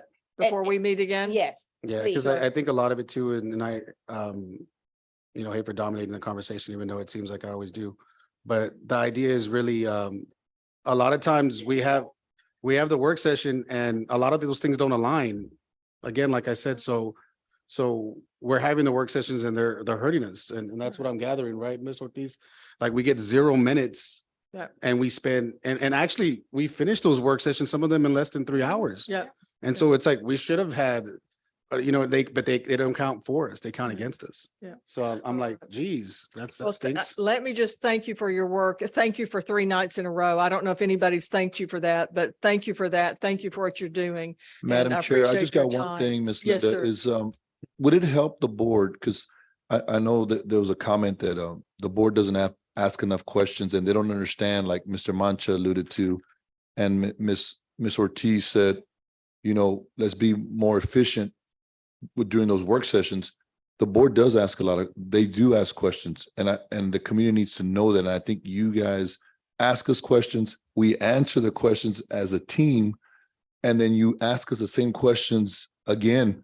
But we do it during the presentation, and then the questions are asked again, and so it just becomes regurgitated. But because this is my feeling, is that the board feels that the perception is the community needs to hear the board ask questions, even though y'all have asked questions, because y'all sending emails asking for questions. So as cabinet members and administration, would it help if we say, you know what, we received these questions and we tailored our presentation because we had board members' questions. So the community hears that you are questioning what we're presenting. Y'all are just not what they said, rubber stamping, right? Y'all heard when they said that all y'all do is rubber stamp, but y'all are asking questions. And I don't know if that can help our work session, because we present, because y'all have already asked us questions and we have the answers. And then it gets longer because we keep answering the same question. We already answered it, if that makes any sense. I don't know if that would help the board with the workshop. Again, the reason why we have you as superintendent, you have these great ideas. Yeah, Right. I think you touched on it, sir. I mean, that's my thing. It's like, sometimes I feel like, why are we asking the same question again? And it's like, but that's just me being old. I saw that movie Otto, and my wife says, "That's you," and I say, "Yeah, that's me." I mean, it's like, I wonder why didn't you asking the same thing again? It's like, and it drives me nuts. And so now the girls call me Otto, and so it's just, to me, it frustrates me because I know that we're wasting time, and I'm alert to the time and I'm alert to the minutes, and and I know all of that hurts. But if we do away with it, then our board meetings, our regular board meetings are going to be long. We're going to go back to getting out at 11, 12 o'clock, and we're talking about a Monday or a Tuesday, and our staff has to come back 6 o'clock in the morning, and we're keeping them here until 12. That's not, to me, we're not balancing it out. That's why I stress that for us to read the book and, and maybe when they present, that's a great idea, sir. They can say, okay, well, board members ask these questions, so we're gonna answer as they're presenting. So that way it makes it look like, hey, you know, they did ask and this is why they know. So that's a great idea, sir. Just really quick. And I don't mean to irritate all of y'all, but when I ask those 5-second questions and I ask them each time, it's because I'm responding to people who are not seeing or hearing. They're different people that come to every meeting and they're regurgitating they're half-truths, misleading. Remember, there was that man that walked away from the podium this last meeting and basically called us that we were taking bribes. And so my question, which takes about 10 seconds, and I have repeated it, is because I see different people in the audience and I see them going, yeah, and they're saying this stuff, oh, yeah. We thinking that we can use bond money for that. And so that's the reason. And I'm sorry that I irritate y'all, but I do that because, but folks, I go to Five Diamonds, I get bombarded. Okay. And so, and Mr. Soto, if you could just tell your staff that if anybody says Elaine said this, don't believe them. Because that's all they say at Five Diamonds. And I tell all the board members, don't believe them until you hear it from me. So. No, Madam Chair, I understand totally those questions. Those, and Mr. Moreno does also that kind is, we're trying to put the point across and state the facts. Those, I'm not saying anything like that. But same here, Ms. Ortiz, because when I say no and they go to Ms. Casey, they say Ms. Casey said, and then when they come over here, they tell her Mr. Soto said. So I totally understand what you're coming with that. I think the last piece too is just, I know like some of the information, because we've had instances where the information isn't there yet. And then we get it the day of. It's not fair to put, because the whole thing is don't be inquisitive of the staff like that, or don't put them on trial. And then you're just like, I don't know. I mean, because I had to do that 3 or 4 times where it's like, this doesn't match up to what I have in this board book. And then it makes it look like I'm vilifying the staff that's out there. And to me, I was like, I just want to understand what I'm voting on. And so, and then I don't want to do that to our staff. A lot of times I want to elevate them and show that, hey, they're being as transparent and they're thinking outside the box or within the box, whichever way you want to look at it. And they're doing right by our community. So, and that's because we've had that stigma, like Ms. Ortiz alluded to, where supposedly we're just rubber stamping, or what Mr. Soto mentioned and Mr. Mancha. And then even on the news, it's like, oh, you just say, as discussed in closed session, you say nothing. So to me, it's like, I've always, not to, like I said, go on a soapbox, but it's like, we're still within the 3-minute confines. If we're within that 3-minute confines, to me, I don't think it's a level of questioning that we have. It's just the amount that we have on the agenda. To me, that's what, because how many times are we asking on every agenda item a question? If you can look for that, I think you would see, actually, it's probably like 25% of the time or less that we ask a question that may take less than 3 minutes, because that's how much time we have. I mean, when you really reflect on it, but how many times do we have to listen to a presentation that's about 40 to 50 minutes?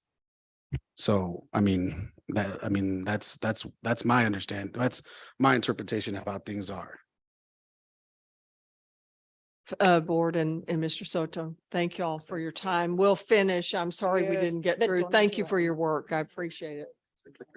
Yes, thank you so much. Okay, so moving on to agenda item 4, adjourn meeting. Do I have a motion on the table?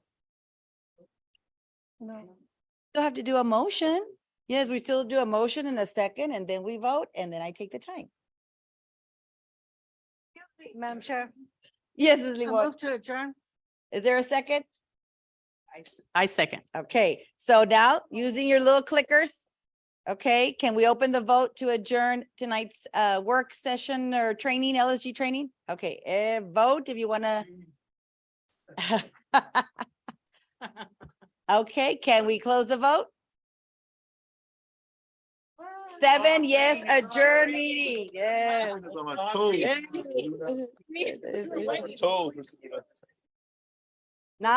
I'm sorry, 9:36. 9:36. Yes, yes, 9:36. 7 to 0. Yes,